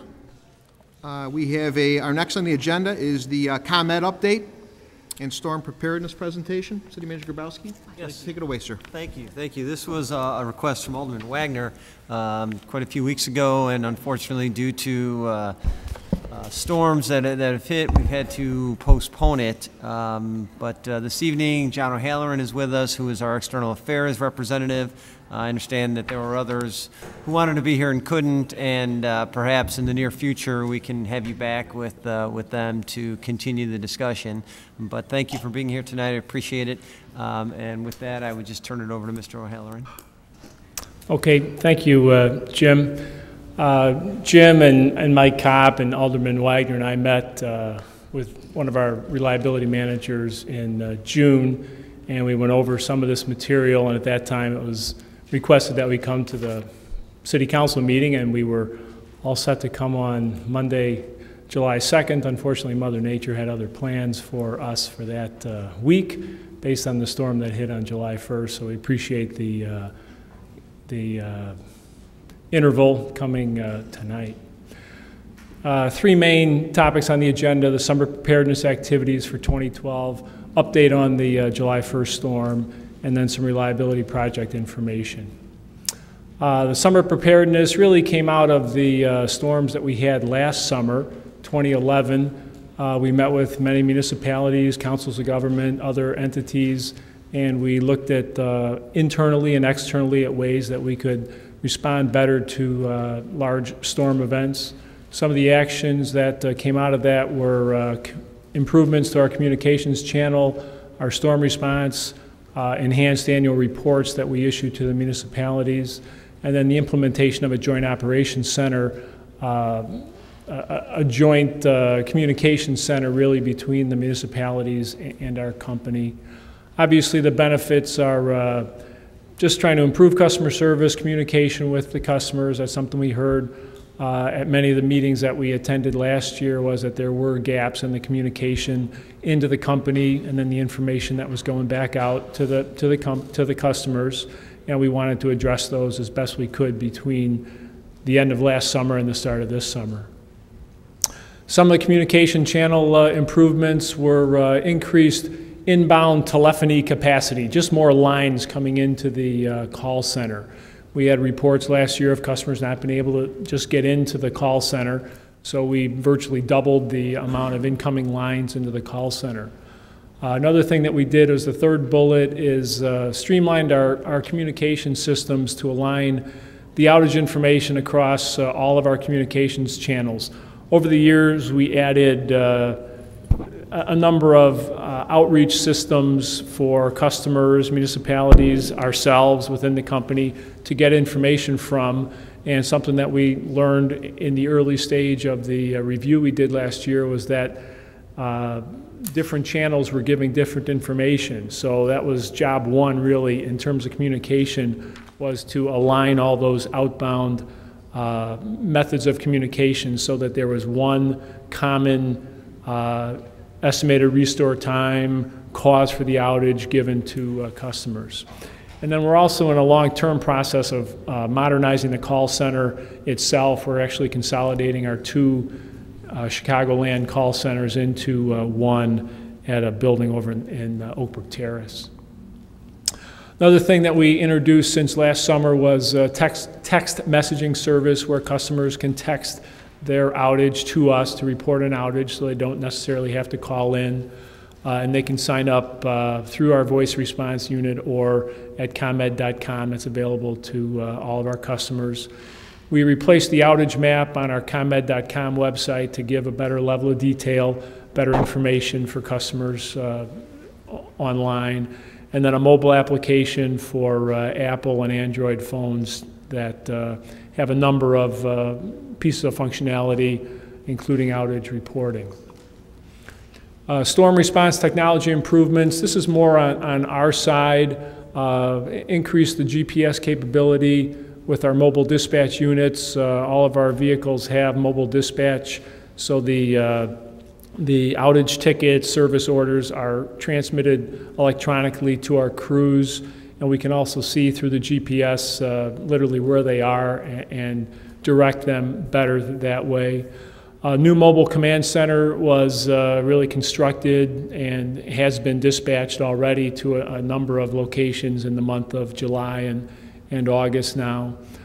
We developed a single point of contact, a SPOC team for feeder outages. These are the feeders that come out of the substation in the event of a large-scale outage. We have designated people put in charge of those feeders, and they work with the vegetation management crews, they work with the ComEd crews, contractors, whoever, to just restore that feeder from the substation out to the last customer. And then we've added dispatch capability both in our regions and in our central operations area to direct those crews out in the field. One thing I mentioned was the Joint Operations Center. This was something that came out of discussions we had last year with municipalities, councils of government. We actually implemented one after the July 1st storm in our Glenbard region, very hard-hit region. We set up shop at the DuPage County Emergency Management Center. We worked there for 4 days with the county, taking information from the municipalities, sending information back out. Again, an outgrowth of the discussions that we had last year with the municipalities and the councils of government. This gave us an opportunity to develop a good partnership with the county, work more closely with the municipalities to identify what the top priorities for the municipalities were, and then move forward on restorations. July 1st storm, we were actually engaged in storm response from a storm that hit on Friday, June 29th into more so in the south region. So our storm centers were open. We were kind of wrapping up the storms down south when this July 1st storm hit around the noon hour, kind of blew through DuPage County. This is a graphic that we generated showing the number of interruptions per township. We structure part of our system based on townships. So really the darker the township representation, the worse off it was in terms of interruptions. And that kind of tracks through that storm footprint of July 1st. This is a couple of pictures of the Joint Operations Center at the DuPage County that we opened up. We had our operations people there, we had some IT people there, and we had external affairs people there working in conjunction with the county, and like I said, in contact with the municipalities. Worked out well. It was the first time that a Joint Operations Center had been opened, and like anything, we've already had some lessons learned that we have shared with the county and ourselves based on the experience there. July 1st storm, of the over 18,000 customers in Elmhurst, almost 14,000 were affected. One of the more heavily affected towns. Through the restoration efforts, we restored about 75% of the customers within that first day and a half. A large event like this, what we term a multiple day event, we try to get that message out as soon as we can. So customers, municipalities, whoever can make arrangements if they need to. One thing that we did in this storm, and we've done in other storms, is provided what we call boots on the street support, external affairs managers, large customer solutions account managers, people from various inside departments go out and try to provide as much logistical support, information to the municipalities. We also provide cooling buses for a senior facility, for example, or someplace like that that's out of power. These are usually over-the-road type buses, obviously air-conditioned, that customers can go into and cool off. And then we do have the ability to provide ice and water in areas also.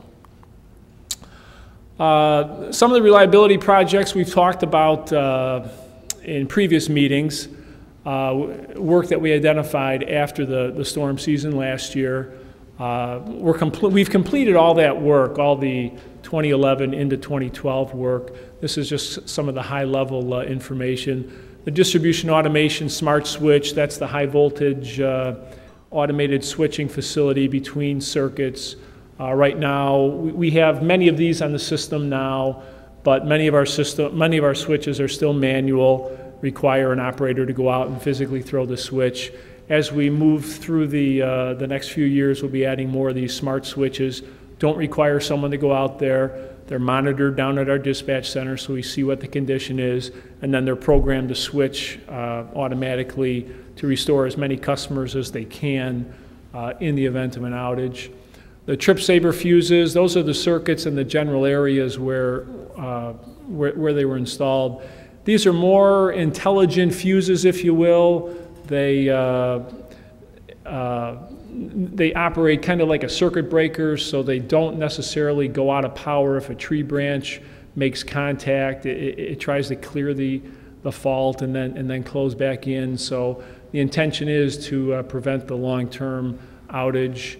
Hendrix cable, I know we've talked about before. It's a more tree-resistant overhead wire that's used in heavily treed areas. It's one of the tools that my colleagues here use in specific cases where there have been a number of tree-related outages. And then rebuilt transformers. These are overhead transformers generally in the backyards or along the streets that were of a vintage that didn't have a lot of wildlife protection on them. So we identified those as part of our field work and then made the, really replaced or rebuilt those particular transformers. The EIMA is the Energy Infrastructure Modernization Act. That's the legislation that was passed by the House or the legislature last year. It's the 10-year infrastructure modernization and automation of the system. This is just a high level of the various programs that we've got, and then the number of units, if you will, in a 5-year and a 10-year horizon. The AMI is the automated metering infrastructure. That's the smart meters that eventually all of our customers will have installed. Over the 10-year program, the 18,000 plus meters in Elmhurst will be exchanged for those smart meters. The distribution automation, those are those smart switches. Again, over the 5 and 10-year horizon, those are the values. Manhole assessments, these are the just literally manholes in the ground. They age, they deteriorate over time. Part of the nuts and bolts of the Energy Infrastructure Modernization Act is having our people and contractors go in and assess the condition of the manholes and determine if there's work that needs to be done in those. Storm hardening, this is activities including those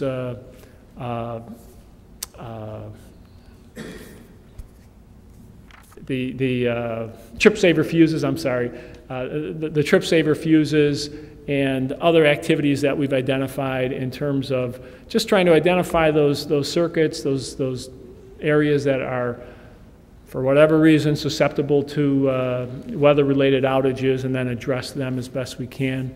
The URD cable, that's our abbreviation for underground residential distribution. That's the underground cables that run in the backyards of most of the subdivisions, probably built in the 70s, 80s, 90s. Cable has a lifespan, just like any other piece of equipment, and this is a proactive program to go out and replace cables that have either had underground cable faults or are of an age that they're likely to. That's in terms of feet, and again, this type of work is part of the 5-year horizon, so we'll do that 39,000 feet in that 5-year period.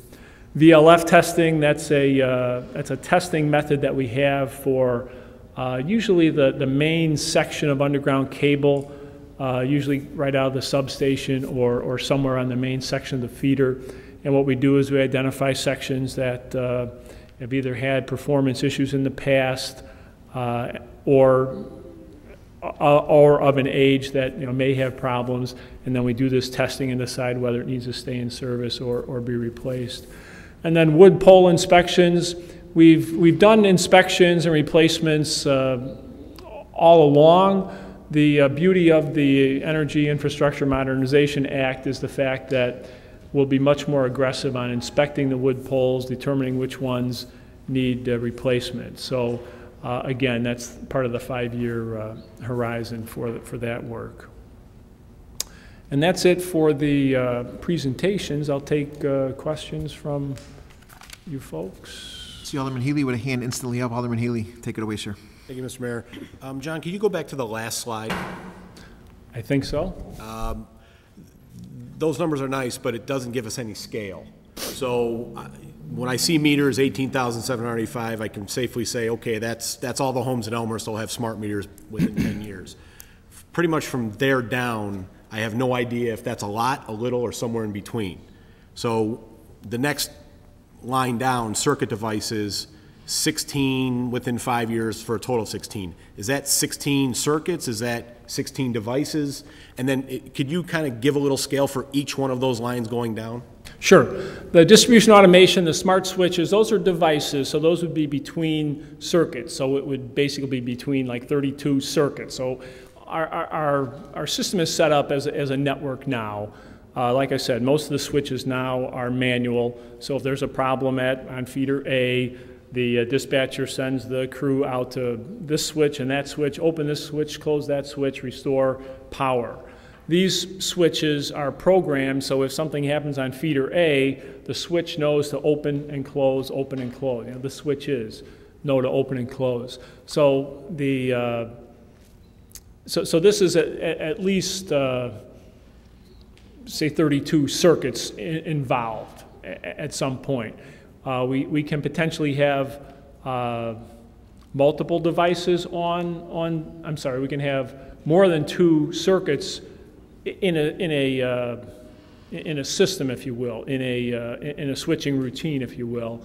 So those are a little bit more complicated, and depending on the conditions in the field, sometimes we put more than 2 feeders into a switching scheme. So can you say approximately how many of the circuits within Elmhurst are affected by those devices or will be affected by those devices? Is that the whole city, half the city, a quarter of the city? A rough guess as to how many circuits? Over the 10 years, it would probably be between 50 and 75% of the customers would be benefiting from the smart switches.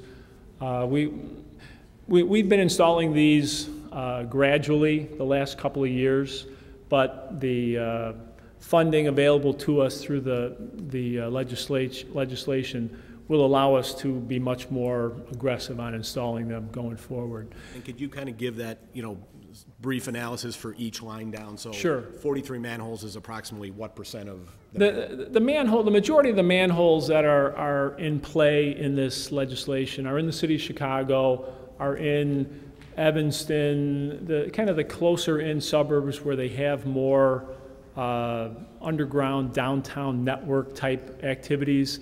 The manholes that we have mostly in the suburbs are outside the substations, where we come out of a substation with 4 distribution circuits in a duct package, and it runs 700 feet between manhole to manhole to manhole, and then starts serving load. So this would be in the vicinities of the major substations. So as a percentage, 100.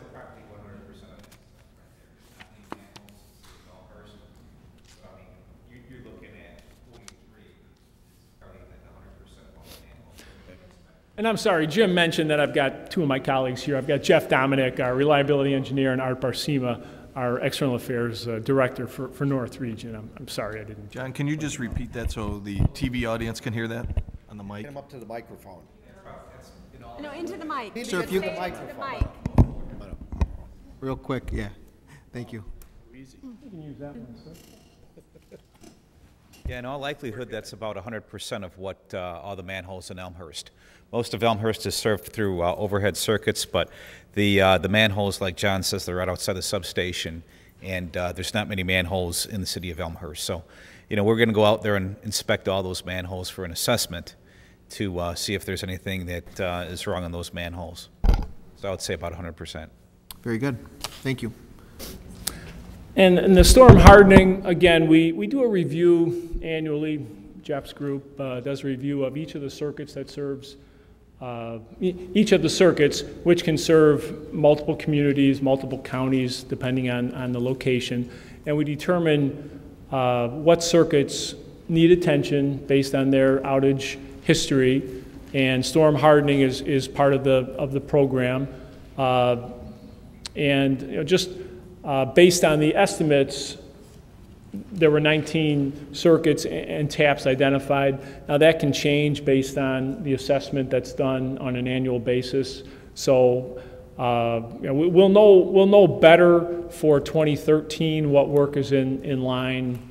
Probably the 4th quarter of this year, we'll start reviewing the circuit performance and then determine what circuits will get this work and any additional work that's identified. So the 19 is what percentage of the circuits? That's about a third, probably, of the circuits okay. that serve the town. Underground cable, so that 39,000 feet, that's not new, that's replacing existing. That's replacing existing cable. Generally, it's directional board in between transformers to transformers, poles to transformers. The underground cable like I said, it's got a lifespan, 25, 30, 35 years. A lot of the houses, 25, 30, 35 years or more. And, you know, we have cases where the underground cable fails. We have to go out and fix it. And this is to try to get ahead of those multiple failures. Is there any new underground cable part of that 39,000 feet? Anything new, or is that all existing? This is just replacing existing. Okay. Lastly, poles, 2,200, 2,300, is that the complete inventory in Elmhurst, or is that a section, you know, subsection? That's a portion of them. Obviously, we're not going to install a pole that we installed in the last 10 years, but according to the pole records, we'll look and see where the oldest poles are, any poles that we've already had reported to us that you know, reported as leaning or you know, deteriorating, whatever. I mean, those would obviously be in there. So approximately what percentage of, any idea of what percentage of the Elmhurst poles the 2,300 represents? I'm going to turn around and ask Jeff. I'll go and say about 80, 90%. Usually with like 10 years, if it's been recently installed in 10 years, there's probably not a problem with it. But as the poles, you know, anything beyond that 10-year problem, there could be like problems going on with that. So we're going to be inspecting anything above that's older than 10 years. So that's mostly 80, 90% of Elmhurst out there right now. Thank you. Alderman Mulliner. John, thank you for coming and doing a presentation for us. A couple of things. One of the things I find interesting is that throughout this whole thing, I didn't see a map. Not necessarily that I want to see a map of where every single thing is, but a sectioning of the town that may help for people to understand better that this area of the town's been worked on, even if it's just highlights that just says, you know, we've done the northwest corner of the town, of the city, and we've addressed the poles in that area. Something that would help us to visualize this. This is a graph that gives us just basic data that you guys know where the data is, you know where the poles are, you know where the transformers are, but the citizens don't know where that's at, and we don't know where that's at. You're just kind of throwing things at us. And we really need to understand in more detail where these things are so that we can tell you where we still see problems that are occurring. Because believe me, I mean, I know you've done a lot of work, and I give you a lot of credit for the work that's been done, but we're still seeing problems, especially down in the 7th Ward. We continue to see problems, and I'm sure that the people across the rest of the city could say the same thing. I mean, I know we've had these massive power outages. Everybody understands that, but it's things like yesterday or 2 days ago when 3 hours after the storm has gone through, we lose 3 blocks in our neighborhood. I mean, and those neighbors are calling me screaming because we have no power. I mean, and there's no rhyme or reason for why it's going down. I mean, it's just down, and you know, they phone in and they get the message, they get the same generic message everybody does. A major storm blew through, so we don't know if it's going to be 3 days or 3 weeks before we get power back. So, you know, I appreciate everything that you've done, but there's still some issues that need to be addressed, and we really need to understand where you fix things already so that the public understands that, and where we can help to direct you to say, hey, we know that there's other problems in these areas, because it doesn't help either one of us if we're not talking and communicating in those levels. I mean, it's sad when I'm starting to know where the circuit numbers are. I'm just telling you, it's really sad when I start to know where the circuit numbers are. That shouldn't be occurring. We should be able to just say this is not a problem anymore. I'm going to point out a couple of things. I've been contacted by the hospital. The hospital has had outages. They have 2 feeders, brand new hospital, and they've had outages down there a number of times where they've had to already run the generator, and I think there's been 10 times that they've had to run the generator since the new hospital's been in place. That's not acceptable. I mean, you know, I understand that you guys are trying to do what you can to fix these things, but we've got to fix these problems. The homeowners are screaming at it. I mean, the generators around the south end of town and probably throughout the rest of the town are just ridiculous. David can tell you how many complaints he gets about people complaining about the noise about the generators. You know, so I appreciate everything that you're doing. I mean, don't get me wrong. I think everybody here appreciates what you're doing. But at the same time, we still need to address these problems that are occurring. When you're talking about poles, you know, you just mentioned poles that are bent over. You guys just did a ton of work down on Roosevelt Road. I just drove down Brush Hill next to the atrium. The poles literally are like this. They're literally like this. And you just did work down in that area. So, and I know those aren't brand new poles, and I know they've been like that. And you know, those are major feeder lines. Those aren't small lines. You know, so we really need to step it up a little bit and help us to really understand and help us to be able to communicate better with you as far as how do we get these problems solved, because I'm telling you, I'm getting tired of the phone calls. I mean, I know you're probably tired of them, but I'm getting really tired of them, because I'm getting the phone calls, and I'm not here to represent ComEd. I'm here to represent the city. So we need to get these things fixed. Okay, and that's obviously why we're here. That's why we work with Jim and Mike so closely, and Mike Hughes on issues. Alderman Morley. Thank you, Mr. Chairman. I see two things on here that have immediate impacts to the citizens of Elmhurst and our electrical distribution, and then one thing I'm not sure that's on here. But I want to make sure I clarify a couple of things, John. Tell me if I got it right or wrong. When it comes to these distribution automated circuit devices, that's basically, you've got two circuits next to each other, and one of them goes out. And within that circuit, the circuit next to it has a redundancy, a loop.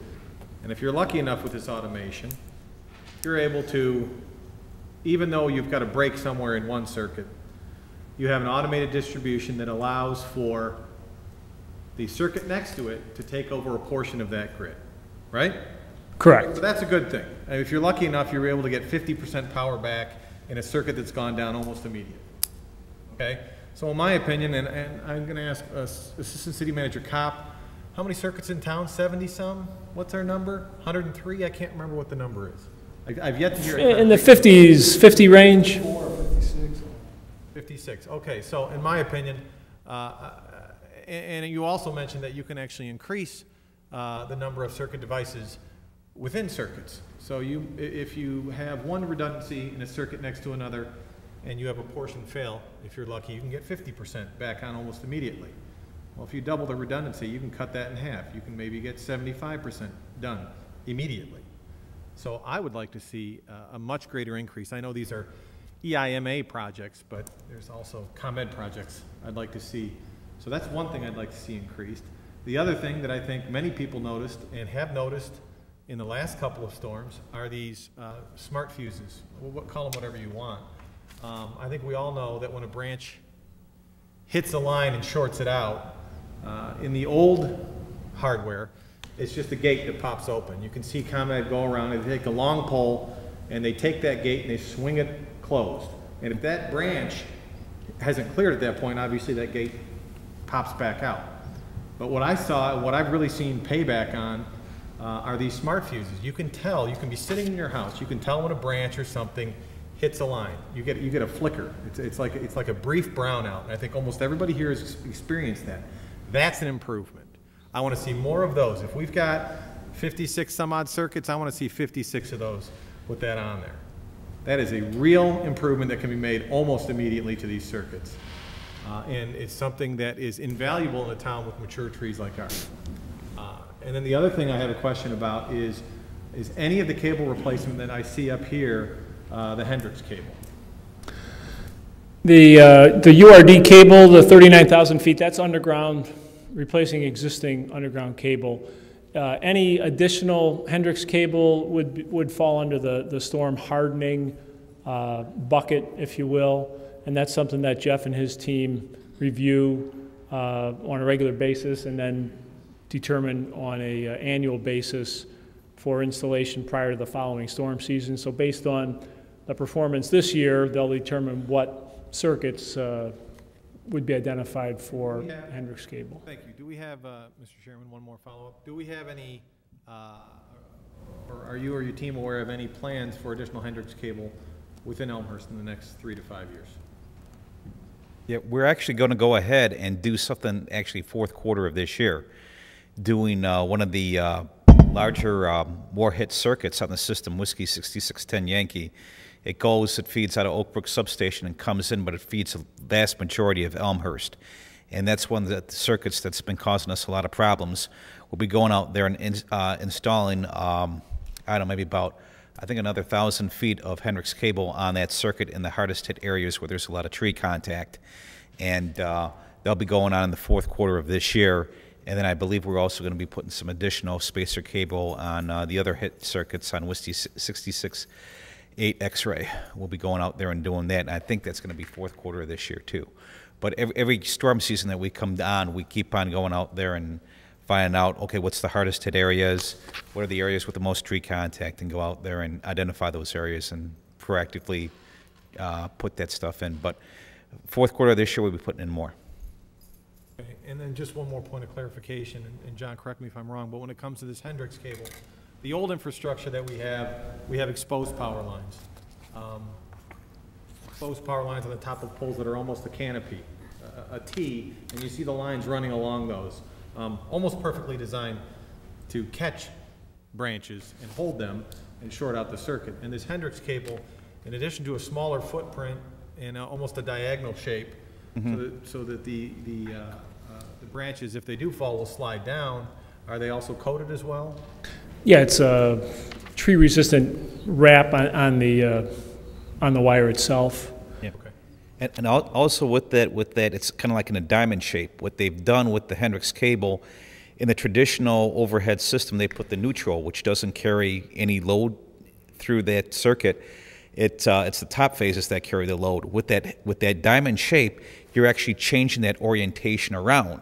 So you put that neutral, which is meant to go out there and give you your three-phase power, you put that on the top part of it where most of the trees make contact. So when the tree hits that, it's not hitting a line that has current. So it won't be shorting it out. Most likely it'll be hitting that top part of it that doesn't have any current through it that won't be causing an outage. Then when it hits that, most likely it'll roll off. Thank you. Alderman Plumsky. Thank you, Mr. Mayor. Thanks for coming tonight, and I'm grateful for the EIMA projects and the other projects you're moving forward with on your own.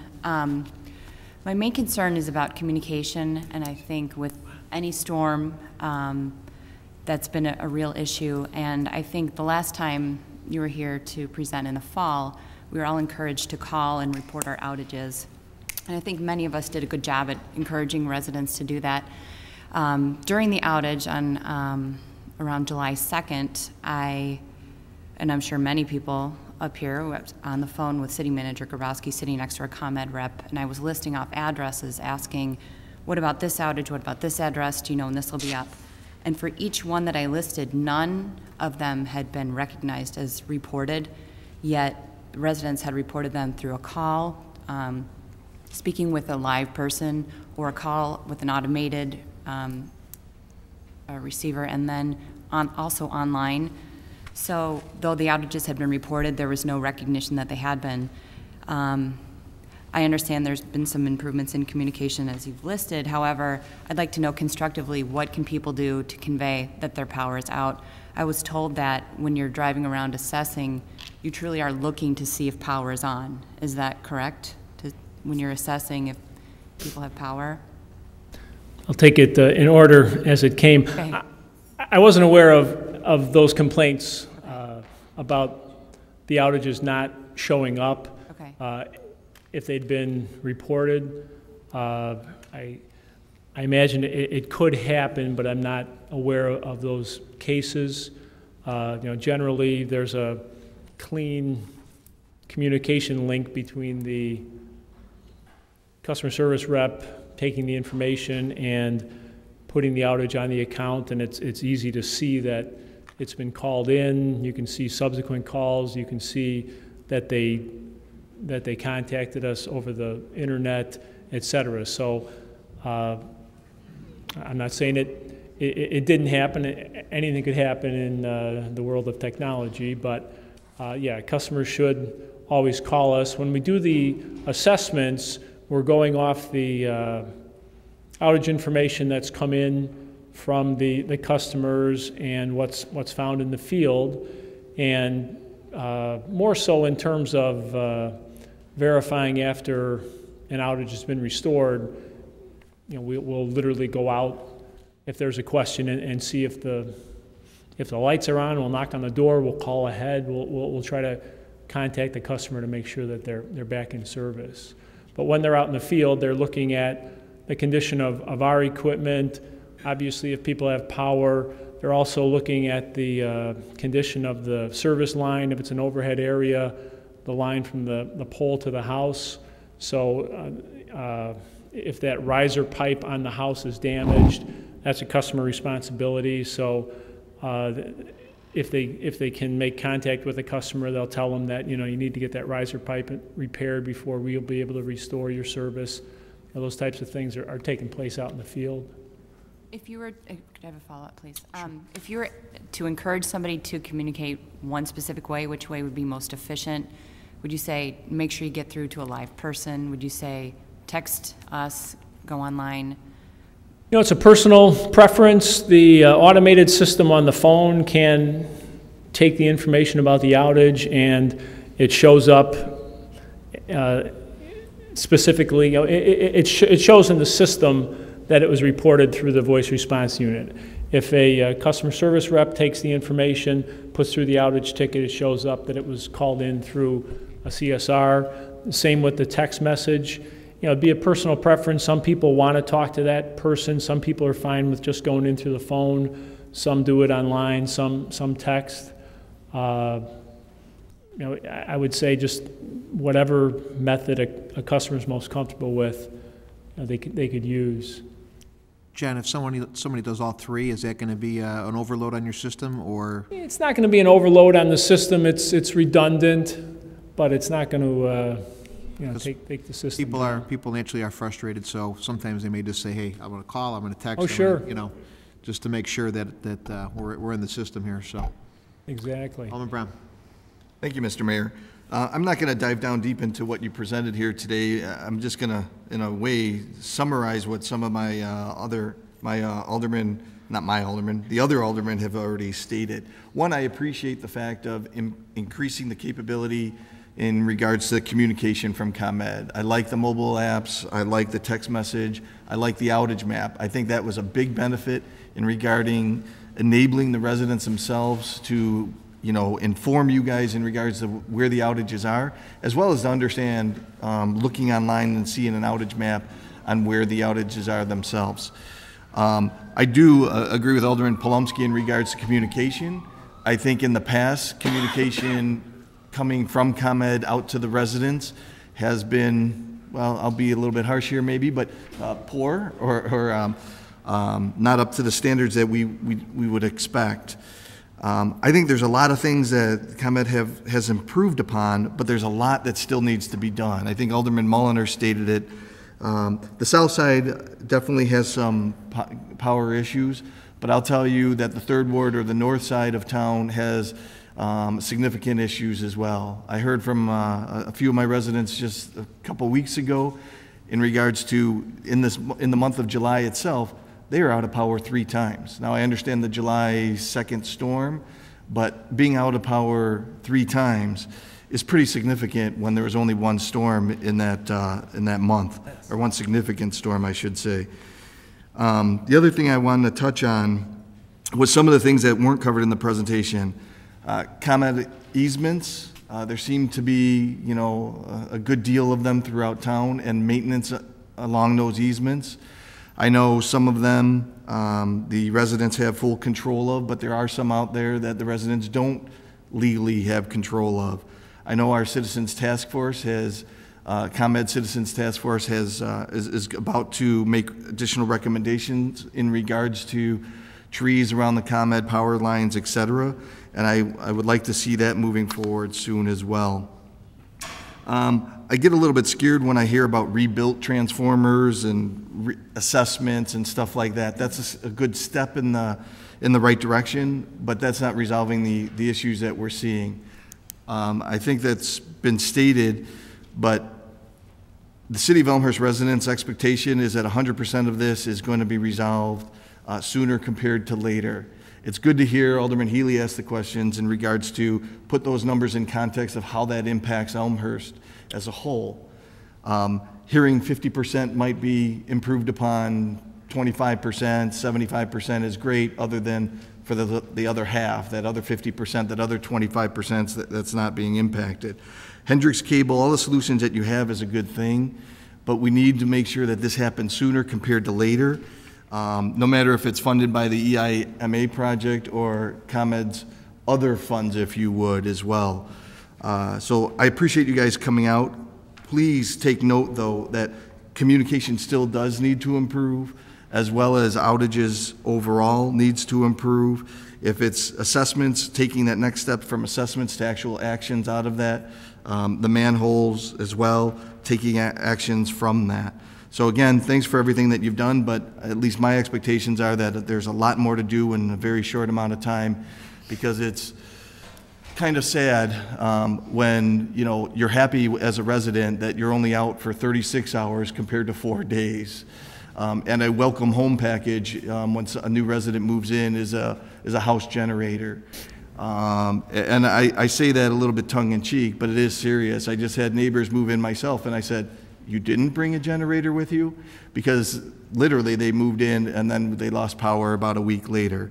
So thanks for everything that you did. I hope to hear from you guys soon in regards to an update within the next month or two to see exactly what is happening with some of the things you presented today. Very good. Alderman Dunn. Thank you, Mr. Mayor. The last storm, the second ward was certainly hit pretty hard. The fact that 75% of the residents were back on board within a day and a half seems a little odd to me. It seemed like more than half the ward was out on July 4th when we were scrambling to try to help the residents out. But I would like to thank ComEd for sending a cooling bus. I bumped into the mayor on one of them when we were checking on the folks that were utilizing those to try to get relief on that pretty hot 100-day day. As far as this particular slide goes with your programs, can you put a dollar figure to that? And in the 5 and the 10-year time frame, what is being funded out of EIMA? And do you have any, I'm looking for maybe a funding level for other capital reliability projects that are aside from this? So how much is ComEd investing both under this particular legislation and also other capital dollars? Maybe. I'll have to get that to Jim and Mike, those numbers. I mean, the EIMA number and then the other type of work, we can run that down. Yeah. Sure. I'm Art Barsima, Director of External Affairs, and just to comment on the funding, don't have it broken down tonight for individuals, but just talk about the overall EIMA. I believe the overall program is about $2.6 billion when we look at it in total, because some of the work that we do in one municipality actually may have benefits in other municipalities as well, because the system actually kind of goes from municipality to municipality. It's not municipality specific. But the interesting piece about this, in terms of the overall funding of that, is about half of this is, as you say, you hear about the smart grid. So about half that smart grid. The other half is really towards infrastructure improvements. You know, actual plant in the ground. You see some of this up here. So and as you see on the slide here, the infrastructure enhancements are really really put at the front end here, and that's why you see all the numbers at the 5-year total for distribution automation, URD cable, et cetera, because we really want to get out in front, enhance reliability, improve storm hardening, and get that piece in there in that first 5 years. The overall 10-year then piece brings into the piece of the elements of smart metering and smart grid. Just kind of want to put that in perspective in terms of the total package there. Thank you. Very good. Anyone else? And we do have public forum coming up, but I would invite anybody from our task force or anybody would like to speak regarding electric, that they feel free to raise your hand and I'll call on you and we'll give you the mic for a minute or two to express your concerns. Like I said, we'll do that in addition to public forum as well. Yes?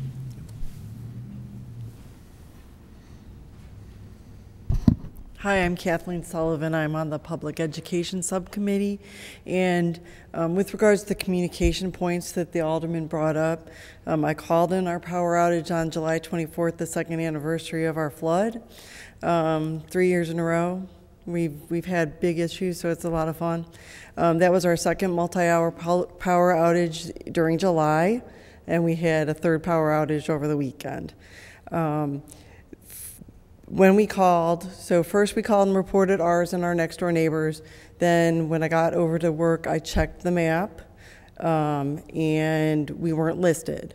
So I called and personally talked to a person who said, yes, of course your power outage is there. I said, well, why isn't your map updating? And your map doesn't seem to be automated, connected to your system that's on your website and through your apps and all the things that is supposed to communicate back to us. So then finally I just called the city, and I did say, if you could please note my power outage, because I knew the issues that Alderman Polumsky had raised, that several people in my general area did not have their stuff reported. And they were great, and they got back to us, and they were talking to your reps to make sure that our stuff was reported, and so that was great. And so when our power was restored in under 10 hours, which was good, we called back and made sure that they knew, so that they didn't have to have us on their list and be wasting any of your time. So that was great.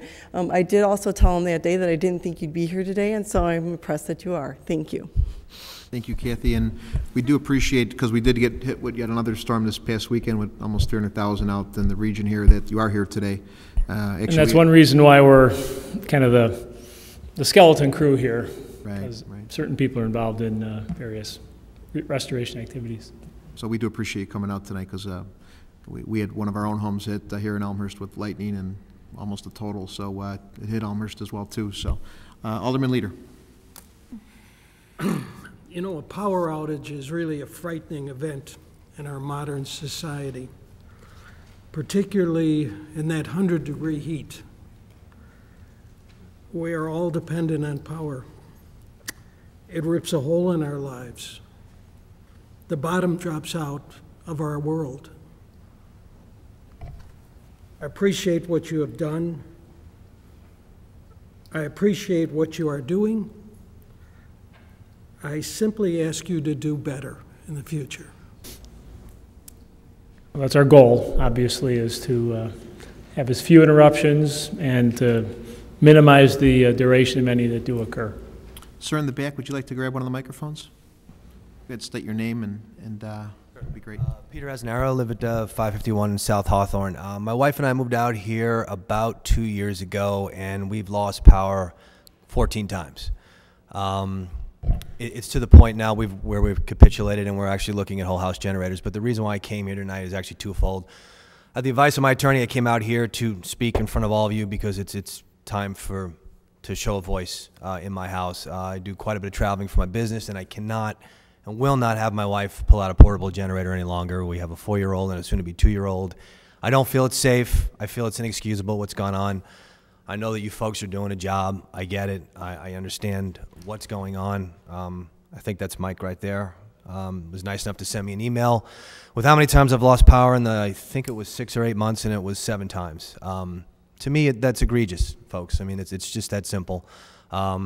Everyone in here has a very difficult job to do. I get it. I understand that. When we moved out here 2 years ago, we made a sizable investment in the house. We are well over $20,000+ in property taxes a year. When I'm sent mail to donate to the hospital, we do it. When I'm sent mail to donate to the museum, we do it. All that I ask is that you guys get this fixed, because I do feel that it's endangering a lot of people's safety, and as a homeowner and as a father and certainly as a husband, I've grown very tired of it. So thank you for your time. I appreciate it. 551 South. Yeah, ComEd will be asking for addresses so we can follow up on these issues too, to make sure if there's specific problems in the area, they'll follow up. So please give those addresses to ComEd.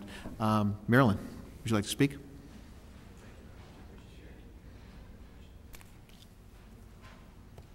I respect these 3 gentlemen. They have a very difficult job. And I've been a 50-year resident here in Elmhurst. I went through the 1987 flood, and I don't know if you folks were working at ComEd, but we had electrical issues then. And I just wrote a note to the gentleman. ComEd has had years to prepare for the 21st century. We started having technology, you know, the Google thing in the 90s. all the technology that we have had to have. So electricity is very important, and you haven't kept up. And so now the wind blows and we have a problem. I'm a widow. I live by myself. When we had a blizzard, out went the electricity before the blizzard was even active. So what did I do? I took my savings and I bought a whole house generator for my safety and my peace of mind. I can't operate the generator that was in the garage, pulling it out and everything else. I had kind neighbors on either side of me that helped me. There are a lot of people that are in my situation that are petrified, just as the alderman said. It's so much a part of our life, electricity, that you folks have to work harder. And I'm so angry at the downstate people. ComEd gave all our senators and state representatives money, and they passed the bill, the taxes, and we're giving you money to do the smart grid. You should have done you knew about the smart grid in the 90s. Why didn't you do it then? I was a teacher, and they're always on our backs because we're always behind what society needs. We're teaching the children things that, oh, that's so old. Well, you're in the same boat now, and you three gentlemen are doing your job. You come here with PR. But let them know that there's 45,000 people in Elmhurst, and we get really angry, especially this weekend. It went out. They're little surges. You go in the house and everything's blinking. Why? Why? My brother lives in Naperville. He doesn't have that problem. My daughter lives in Chicago. She doesn't have that problem. They call me up when there's a storm. Are you okay? Thank you for listening to me. These people have listened to me many a time, and I appreciate it. Thank you very much. Thank you, Marilyn. We always like to listen. Sir in the front.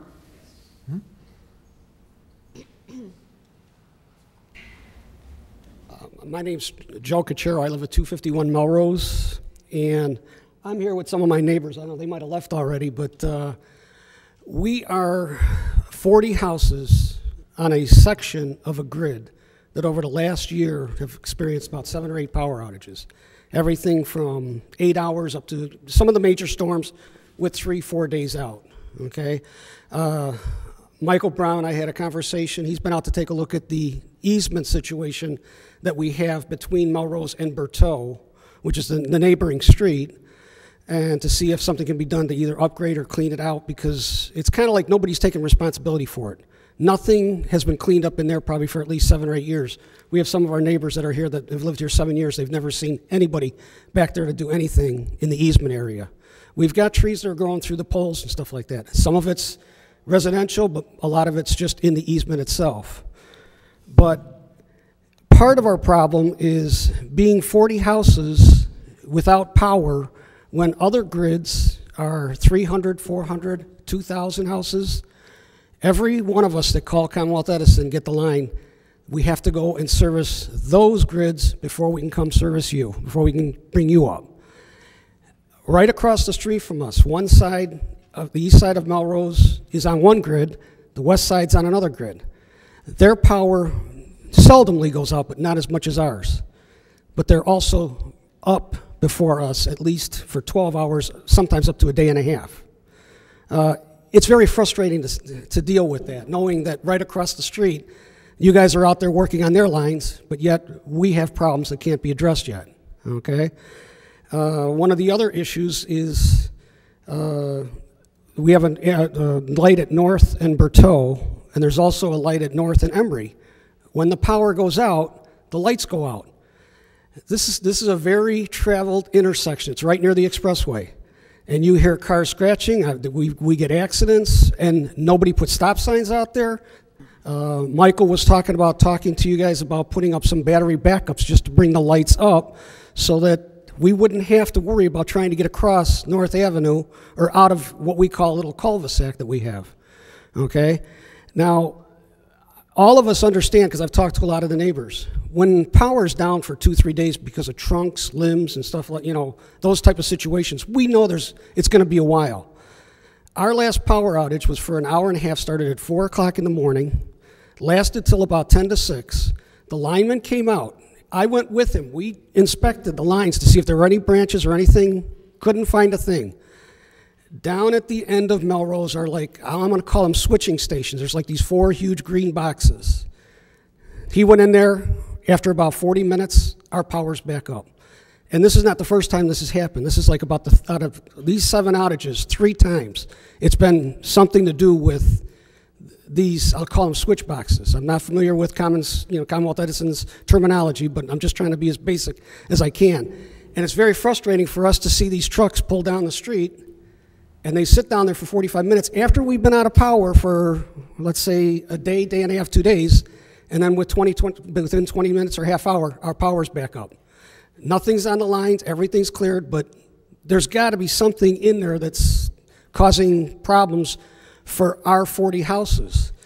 The other thing is, we'd kind of like to know why we can't be put back on the grid that has 600, 700, or 800 houses so that we can be restored when they're restored, or is it common for Commonwealth Edison to have sections that are just 40 houses that can go out even though the rest of the grid is lit up? It's kind of, I'm spending too much time trying to figure out Commonwealth Edison or starting my generator or going to get gas from my generator, thinking this stuff out. So these are some of the problems we have, and just want to see if there's anything Commonwealth Edison would be able to do to help straighten that out, so that just once, I'd love to have power before the other side of my street. Just once. I think Jeff, We'll get make sure we get his name and address for follow-up. And thank you. Yeah. And Mike and James, I thank you for coming out and taking a look at the easement area for us. Appreciate it. Thank you, sir. Anyone else from the audience that would like to speak regarding power? Gentleman in the black there? I'm sorry, in the middle? Yeah.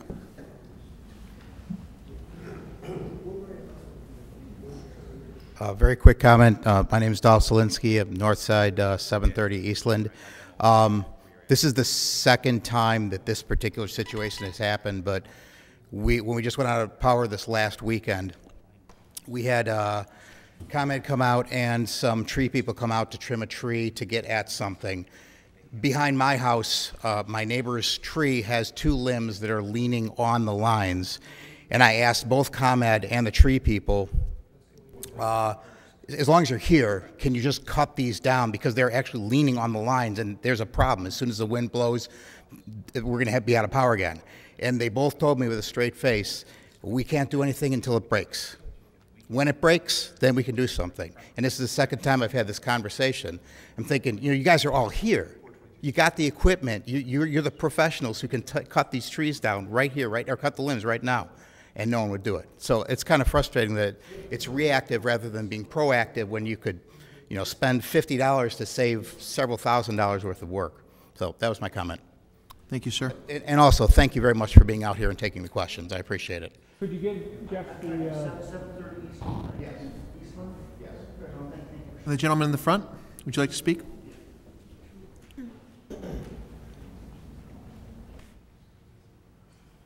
My name is Kirk Piggies. I'm at 229 Melrose. I'm here with the contingent that Joe brought. And I just wanted to add just a little bit to what Joe talked about. He talked about the 40 houses, but on the outage that we had on July 1st, 2nd, 3rd, until the 4th, we had multiple trucks come out to our neighborhood.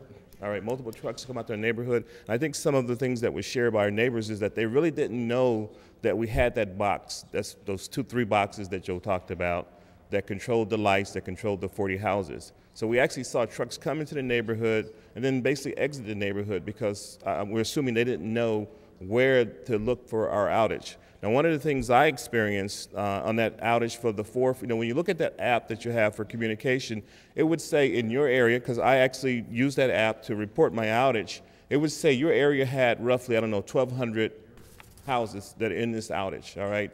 And you see that number, a day later, you see that number go down. It's 600 houses now. And ultimately, it got down to the 40 houses that we are, which were the last ones to get serviced. So the app is great, but now it just shows us as the 40, and we know that we're the magic 40 that seems to get this longer outage than anyone else in our part of the neighborhood. I know that over Elmhurst, as we go through, we see many areas that are still out of power, but still we stand out as just 40 unique houses that don't seem to get power even when the wind blows. So our last outage, the wind blew. I think I heard some lightning, but it hadn't even started raining, and we were out of power. Thank you, sir. Yep.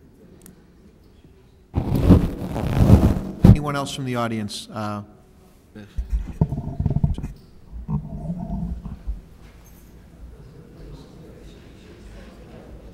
How's it going? I'm Lou Battistoni, 184 Glenview Avenue in Elmhurst. I've lived there about 15 years. I'm sorry, guys in the Mr. back, Chair? could you guys please step away from the mic because we're hearing you guys as well? Thank you. I've lived at that residence about 15 years. For the first 10 years, I never had a power outage. In the last 5 years, I've had numerous ones. And I have a huge willow tree. It's maybe 6 foot diameter. You guys have been back there a half a dozen times. I've let you back to cut it. You won't seem to cut down. You cut down what you need to at the time, but you'll never actually cut it away from the wires. I've called several tree companies to try and contract them to cut it down. They won't cut it down because they said it's not legal for them to cut it down. You're the only ones that could do anything about it. I keep letting you back there. You keep rotting out my yard, and the tree is still over the wires, and I can never get it. I believe it's like orange trucks or someone that comes out. I could never get them to actually cut what's hanging over the wires, and every year more and more dies. So I'm just wondering if someone could come take a look and see what they could do about it. As far as it's 184 Glenview Avenue. Glenview? Yes. Thank you. We'll get your address documented, and we'll have comment follow up. Anyone else from the audience? Okay. Again, we got public forum coming up here in a second or two, but I wanted to make sure we had the power issue discussed and opened it up so the ComEd folks could be on their way and we could conduct the rest of our meeting. So, all right. We appreciate John O'Halloran. Thank you, sir. We will continue to meet with not only you, but also your superiors, City Manager Grabowski, Assistant City Manager Mike Kopp, to go over our long-term plan for Elmhurst, because this is something that we definitely need to have in place. It's important for our residents, obviously, as you could hear our residents speak out. But again, we do appreciate you coming out tonight. Thank you. Thank you. Okay, moving along here. Move on to receipt of written communications or petitions from the public. Anybody with any written communications and/or petitions, please stand up and present those to City Clerk Spencer. And if anybody has comment issues and they want to discuss those directly, they could speak with the reps while they're still here, preferably in the back on the quiet side. Yeah, maybe even outside the chambers if we could, so we can conduct the meeting. Thank you. And I will open up the public forum at this time. Clerk Spencer, is there anyone signed up for public forum? Yeah. What happened to that? Okay, we have a few. Claude Pagash, 566 West Gladys. Mr. Chairman? Yes. I cannot hear. Okay. Based on conversation in back. Okay. Real quick, can I get the ComEd folks and the residents that have ComEd issues to maybe just step outside the dais and actually go out into the hallway to discuss the local issues, because we're trying to conduct the meeting. Some of the aldermen can't hear. So, but we do appreciate, and we invite you to continue the discussions. We've got a lobby way out there with some couches. Feel free to report all your issues directly to ComEd, and they'll take addresses and follow up. We appreciate all your help, and the dialogue is very much appreciated as well. Okay. And for public forum, Clerk Spencer? Yes, Claude Pagash, Claude, and 566 West Gladys. we do have 3 minutes on this, Claude, and we appreciate you coming out tonight. All right, it'll be simple. My name is Claude Pagash, 566 West Gladys. In regards to this Commonwealth Edison mayor, I do appreciate a robocall from the mayor informing me that there are buses and cooling stations available to me, but unfortunately, it's after I got power back. There has to be some method other than informing me after the fact that I can go to some place to cool off. Talk to a few people, and that seems to be the general run of the mill. I don't know what can be done to inform the public that there are cooling buses down the street when in fact they have to wait for your phone call. But I can't get your phone call because I don't have power, and a portable phone I forgot to charge, and you don't have my number. So I would like the council somehow to work on this little problem. One other thing, Mr. Grabowski was kind enough to take the stand of the city. We will not buy $89 million worth of bonds. Mr. Grabowski, let me inform you that if this administration votes $89 million in bonds, I have no doubt in my mind, and you will have no doubt in yours, that $89 million in bonds will be bought and the money will be spent, disregarding what Mr. Grabowski thinks. That, sir, is what I have learned about this administration in the time I have been here. So, forget that fallacy that the $89 million will not be spent. If this bill passes and the money is allocated, if they have to put up 10 light poles per block, they will, but they will spend $89 million. Thank you, Mr. Prakash. Gilbert R. Fisher, 586 West Van Auken. North Van Auken. I'm old. I can't write too good. Oh, wait a second. Fisher, 586 North Van Auken. Thank you. I stand corrected. Thank you. Duly noted.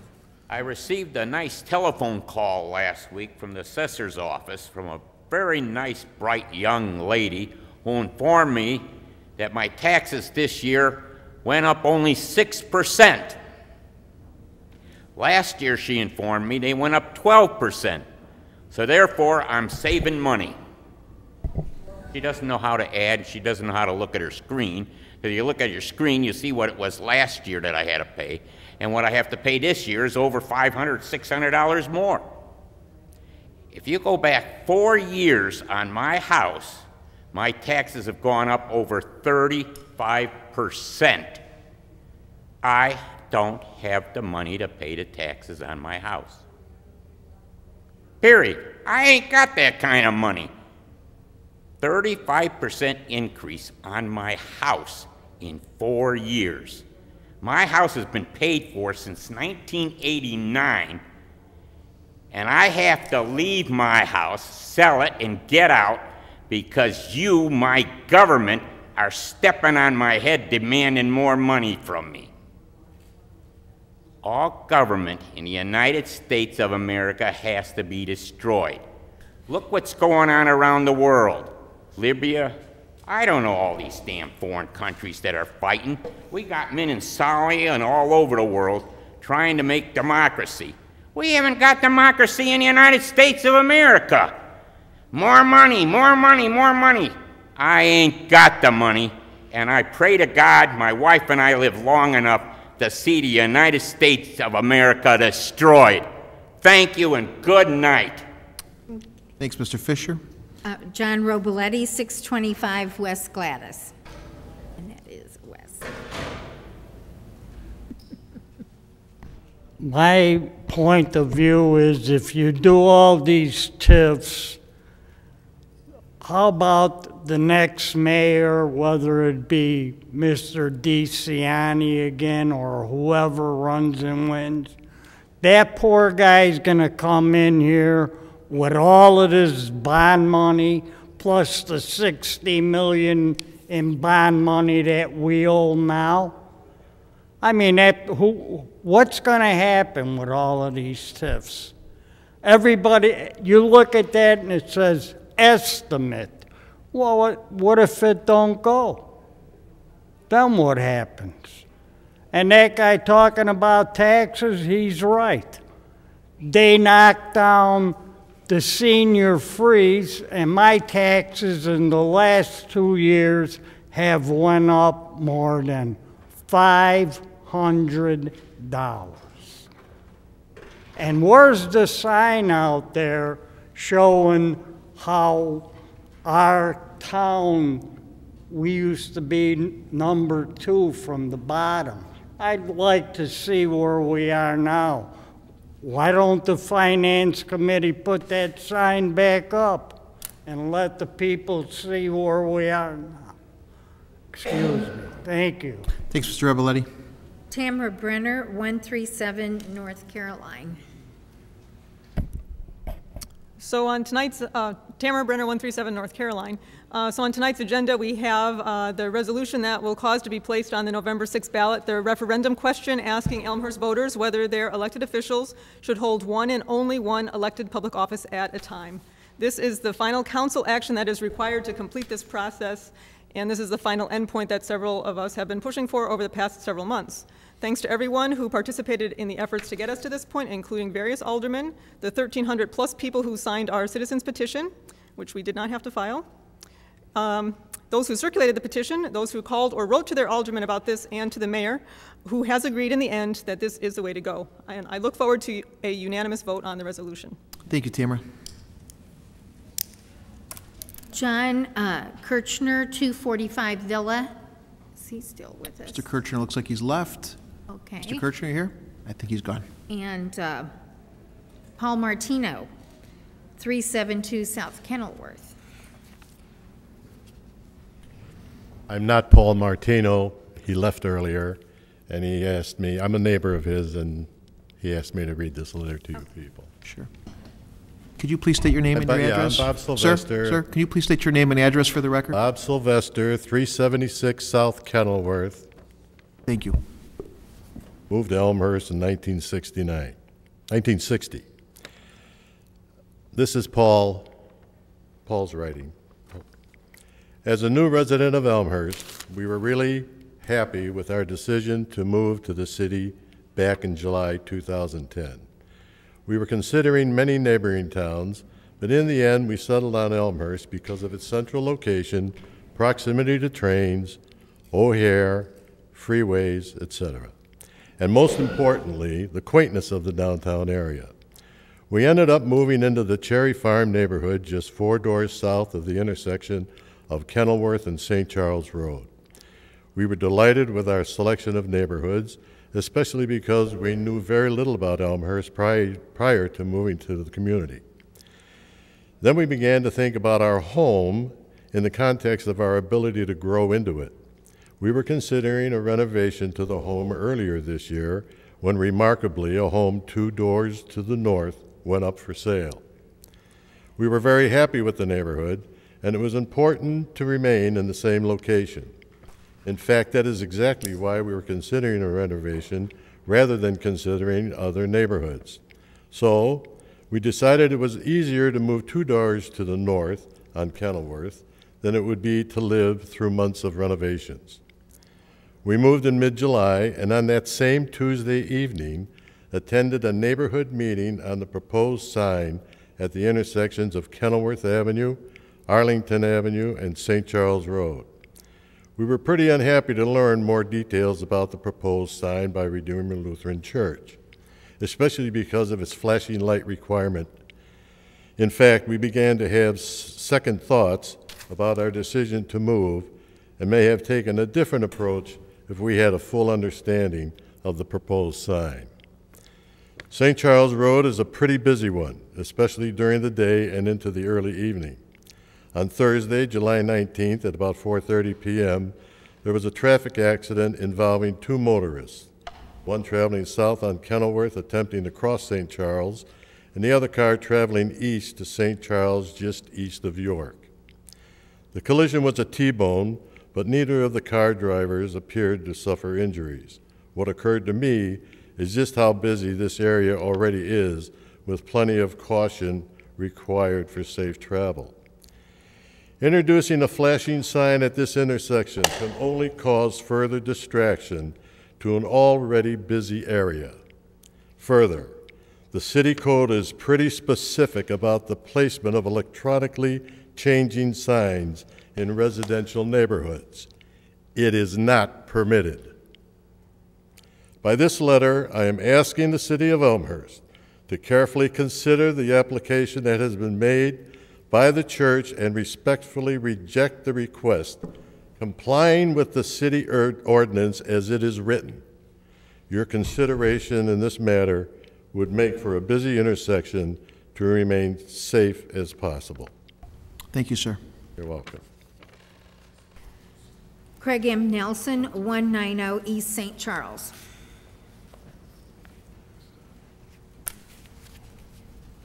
I apologize if this is slightly more than 3 minutes. It started at 3 minutes earlier tonight. I'm just a little slower now. The recent application by the Redeemer Lutheran Church for a digital reader board sign to be placed on the Redeemer Center property at St. Charles and Kenilworth has generated a significant amount of opposition citywide. I would like to point out some glaring inconsistencies in how the city mistakenly interpreted their own zoning code, and even more importantly, how the residents of the entire city have been let down by city staff, the members of the Zoning and Planning Commission, and their predecessors. A quick check of the zoning code shows that the only type of permanent informational sign allowed in a residentially zoned neighborhood is defined as a bulletin board sign. The definition of the bulletin board sign within the code is clear and concise. Nowhere in the definition of bulletin board sign does the code allow for an electronic, changing copy, digital reader board, or electronic message center. Indeed, the code has provisions and definitions for these types of signs. They are changing signs automatic, which are allowed in commercially zoned areas. Changing signs automatic are not permitted in residentially zoned areas because the intent clearly was not to allow them at all, conditional use or otherwise. Starting with the Park District application for a digital sign at York Commons in 2000 under a conditional use permit and continuing through October 2011, there have been a total of 6 digital reader boards approved that are in residentially zoned areas. The applicants in most cases hybridized the application by writing that the approval was for a bulletin board sign / LED message center under a conditional use. By attaching the additional language, LED message center, the applicant misconstrued what was proper and what was not. Virtually none of these applications should have been for conditional uses. They should have been applications for variances, which we all know is a much more stringent process. One of the applications is so sophomoric as to make the city reviewers look foolish in their acceptance of it. The application states, provide a detailed project impact statement which addresses the impact of the conditional use on the neighboring land and the community and the public need for the particular use on the subject property. The applicant responds with the statement, there should be no particular impact on the neighborhood. That is not a detailed project impact statement, yet a digital reader board was approved for this site. We're asking the city to acknowledge and correct its mistakes of the past and to adhere to the zoning laws as they exist. The city must hold paid staff and officials accountable to know the codes, to know the laws, and to require a standard of care and diligence that we are entitled to as tax-paying citizens. The city has made a mistake 6 times in the last 12 years. There are more than 55 additional locations in residentially zoned neighborhoods that could ask for these reader boards if the city continues to ignore its own rules. The failure to respect the zoning codes for this issue leads one to consider that there's a lack of diligence in review and interpretation going into many other critical issues in this city that the city faces, some of which have been discussed tonight. It's an overwhelming sense of rush to approve that does not bode well for the citizenry. Thanks, Mr. Nelson. Kirk Pegos, 229 Melrose Avenue. Is he still with us? I believe he may have left. Mr. Pecos, still here? We'll move on. And our last one, Lou Ballastoni. Okay. Pardon? He passed. Okay. Very good. We'll close the public forum at this time and go on to our announcements. Anyone with announcements for today? I've got one. Spencer. I do, and it's a good one. Something happy here in between all these comments. I would ask the council to join me with a birthday shout out for one of our residents, Frederick Marshall. He celebrated his 99th birthday on August 4th. So let's all wish him a happy 99th. Happy birthday, Frederick. Very good. Happy birthday. Happy birthday. Thank you. I'd like to announce that this Thursday, August 9th, is the Patrick Ryan Golf Outing out at St. Andrews. It's for former Attorney General Jim Marie Ryan's son, Patrick, who passed away, and that proceeds benefit Catholic Charities. It's this Thursday the 9th, St. Andrews. That's it from me on announcements. Anybody else? Okay. We will go to our consent agenda, and I would ask if anyone has a question or possibly would want to vote no on any particular item at this time. Please indicate that now. Anybody? Hearing none, I will ask for a motion in a second to approve the contents of the consent agenda in its entirety. Chairman Hipskin, seconded by Vice Chairman York, and Clerk Spencer, if you'd be so kind to call the roll. Aye. York. Aye. Healy. Aye. Levin. Aye. Kennedy absent. Morley. Aye. Wagner absent. Mulliner. Aye. Heza. Aye. Gutenkopf. Aye. Leader. Aye. Dunn. Aye. Graham. Aye. Volumsky. Aye. 12 ayes, 0 nays, 2 absent. 12 ayes, 0 nays, 2 absent. The consent agenda passes in its entirety. Reports and recommendations of elected officials. Really nothing from my desk. Alderman Healy. Thank you, Mr. Mayor. Just real quickly, received a text from City Manager Grabowski Friday night that was one of the high points of my time on the council. I had not been by York and South Street that day, and he texted me to let me know that the TCBY had finally come down. So I just want to thank a few people for their efforts.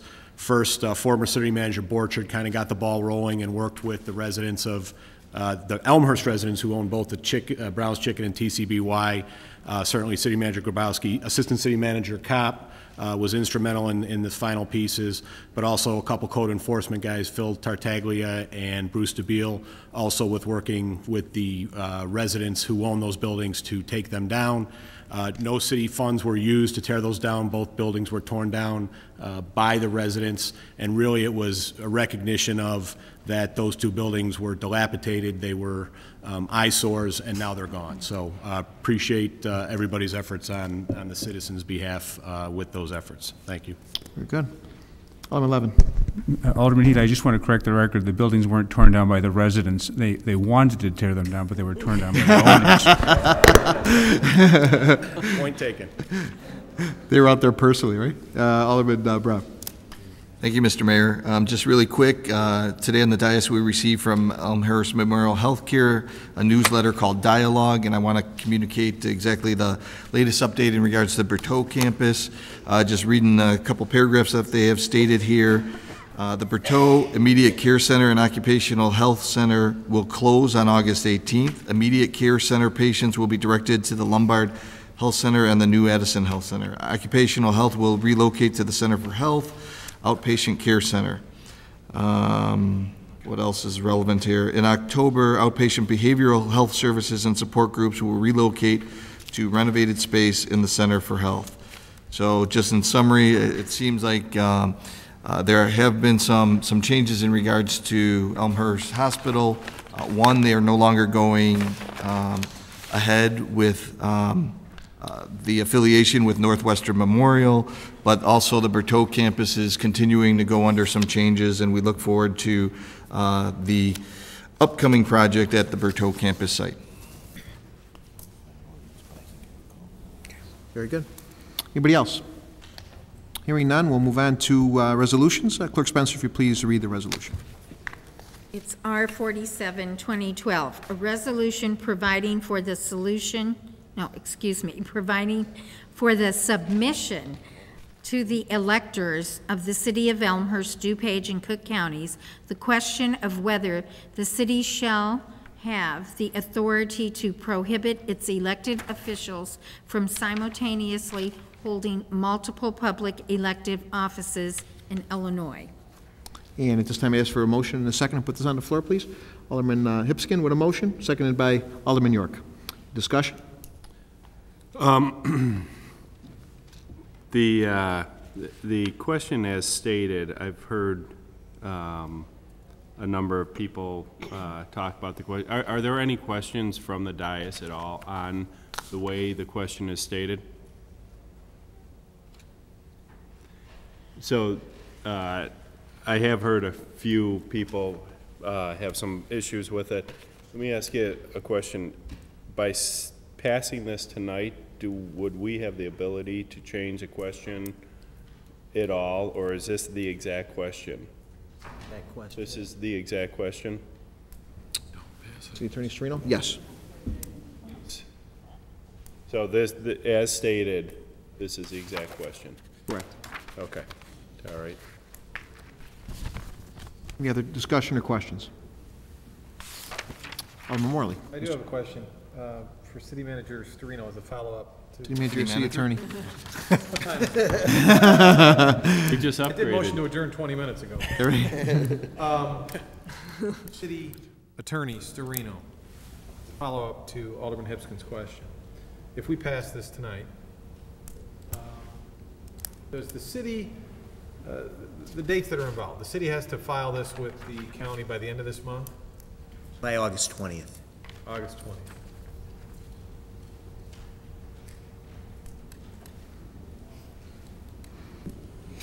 I would ask the committee, just the question Alderman Hipskin asked before, and I didn't get a chance to get my hand up, apparently I was sleeping.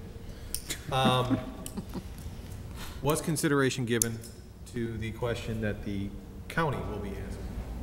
And what is their thought process as it relates to this question and that question? Because, as Alderman Hipskin stated, I actually did get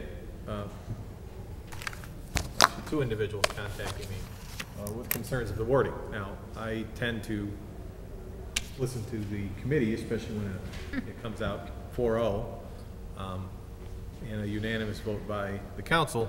I'm just curious if there's any discussion in committee as it relates to this question and the DuPage County question. Actually, Alderman Mulliner? Yeah, yes, there was. There was quite a bit of discussion about it. There, it is well, we're well aware of the fact that the counties, which is a referendum that's been put on that's non-binding, is actually the opposite question to what we're asking. And I've received some phone calls as well.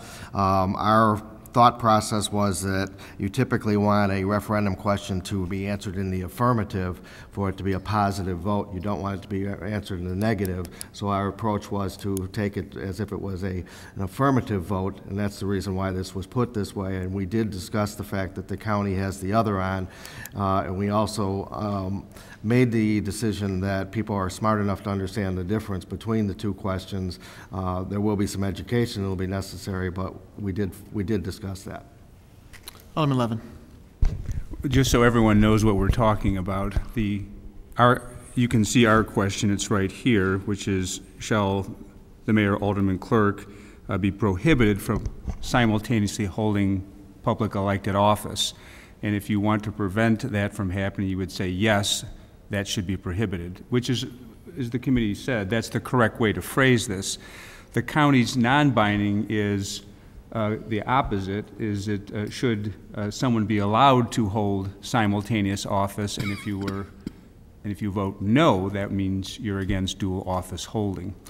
I do want to point out that there was concern about this, and one of the reasons why certain members of the committee wanted to do this in April as opposed to November was to avoid the confusion of this kind of opposite answered referenda, one for the county, one for the city, and so that people would understand that one is binding, ours, one is non-binding, being the county's.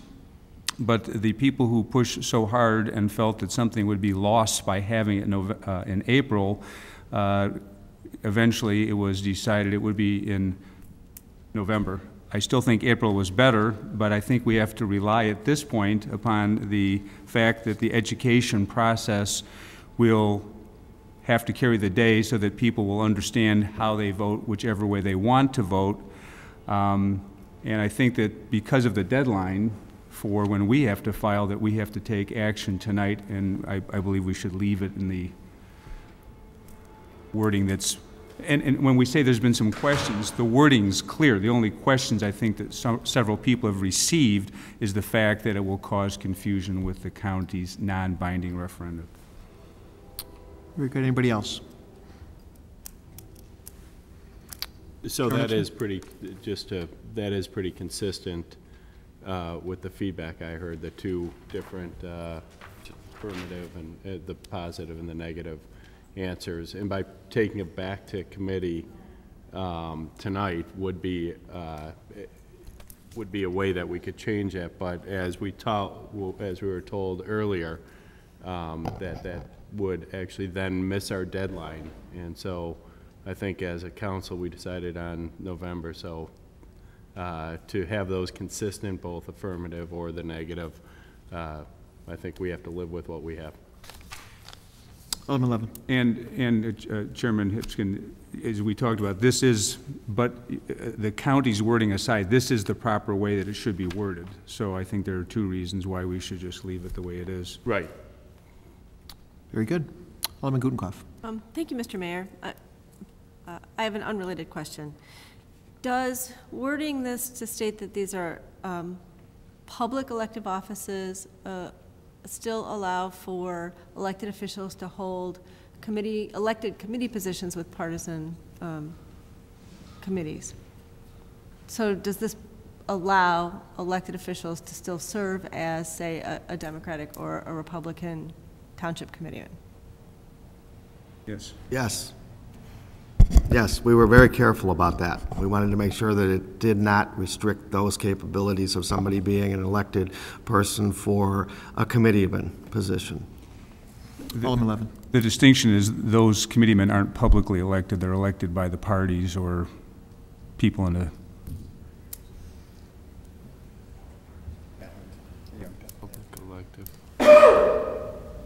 Very good. Anybody else? Hearing no other discussion, I ask Clerk Spencer to call the roll, please. Hipskin. Aye. York. Aye. Healy. Aye. Levin. Aye. Kennedy is absent. Morley. Aye. Wagner absent. Mulliner. Aye. Pezza. Aye.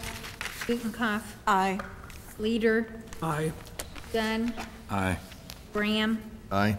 Kolumsky. Aye. 12 ayes, 0 nays, 2 absent. 12 ayes, 0 nays, 2 absent. The resolution is passed, and then we go on to other business. Anybody with other business for today? Hearing none, ask for a motion to adjourn. Alderman Kolumsky with a motion. Alderman Levin with a second. All in favor, say aye. Aye. We are adjourned. You missed it.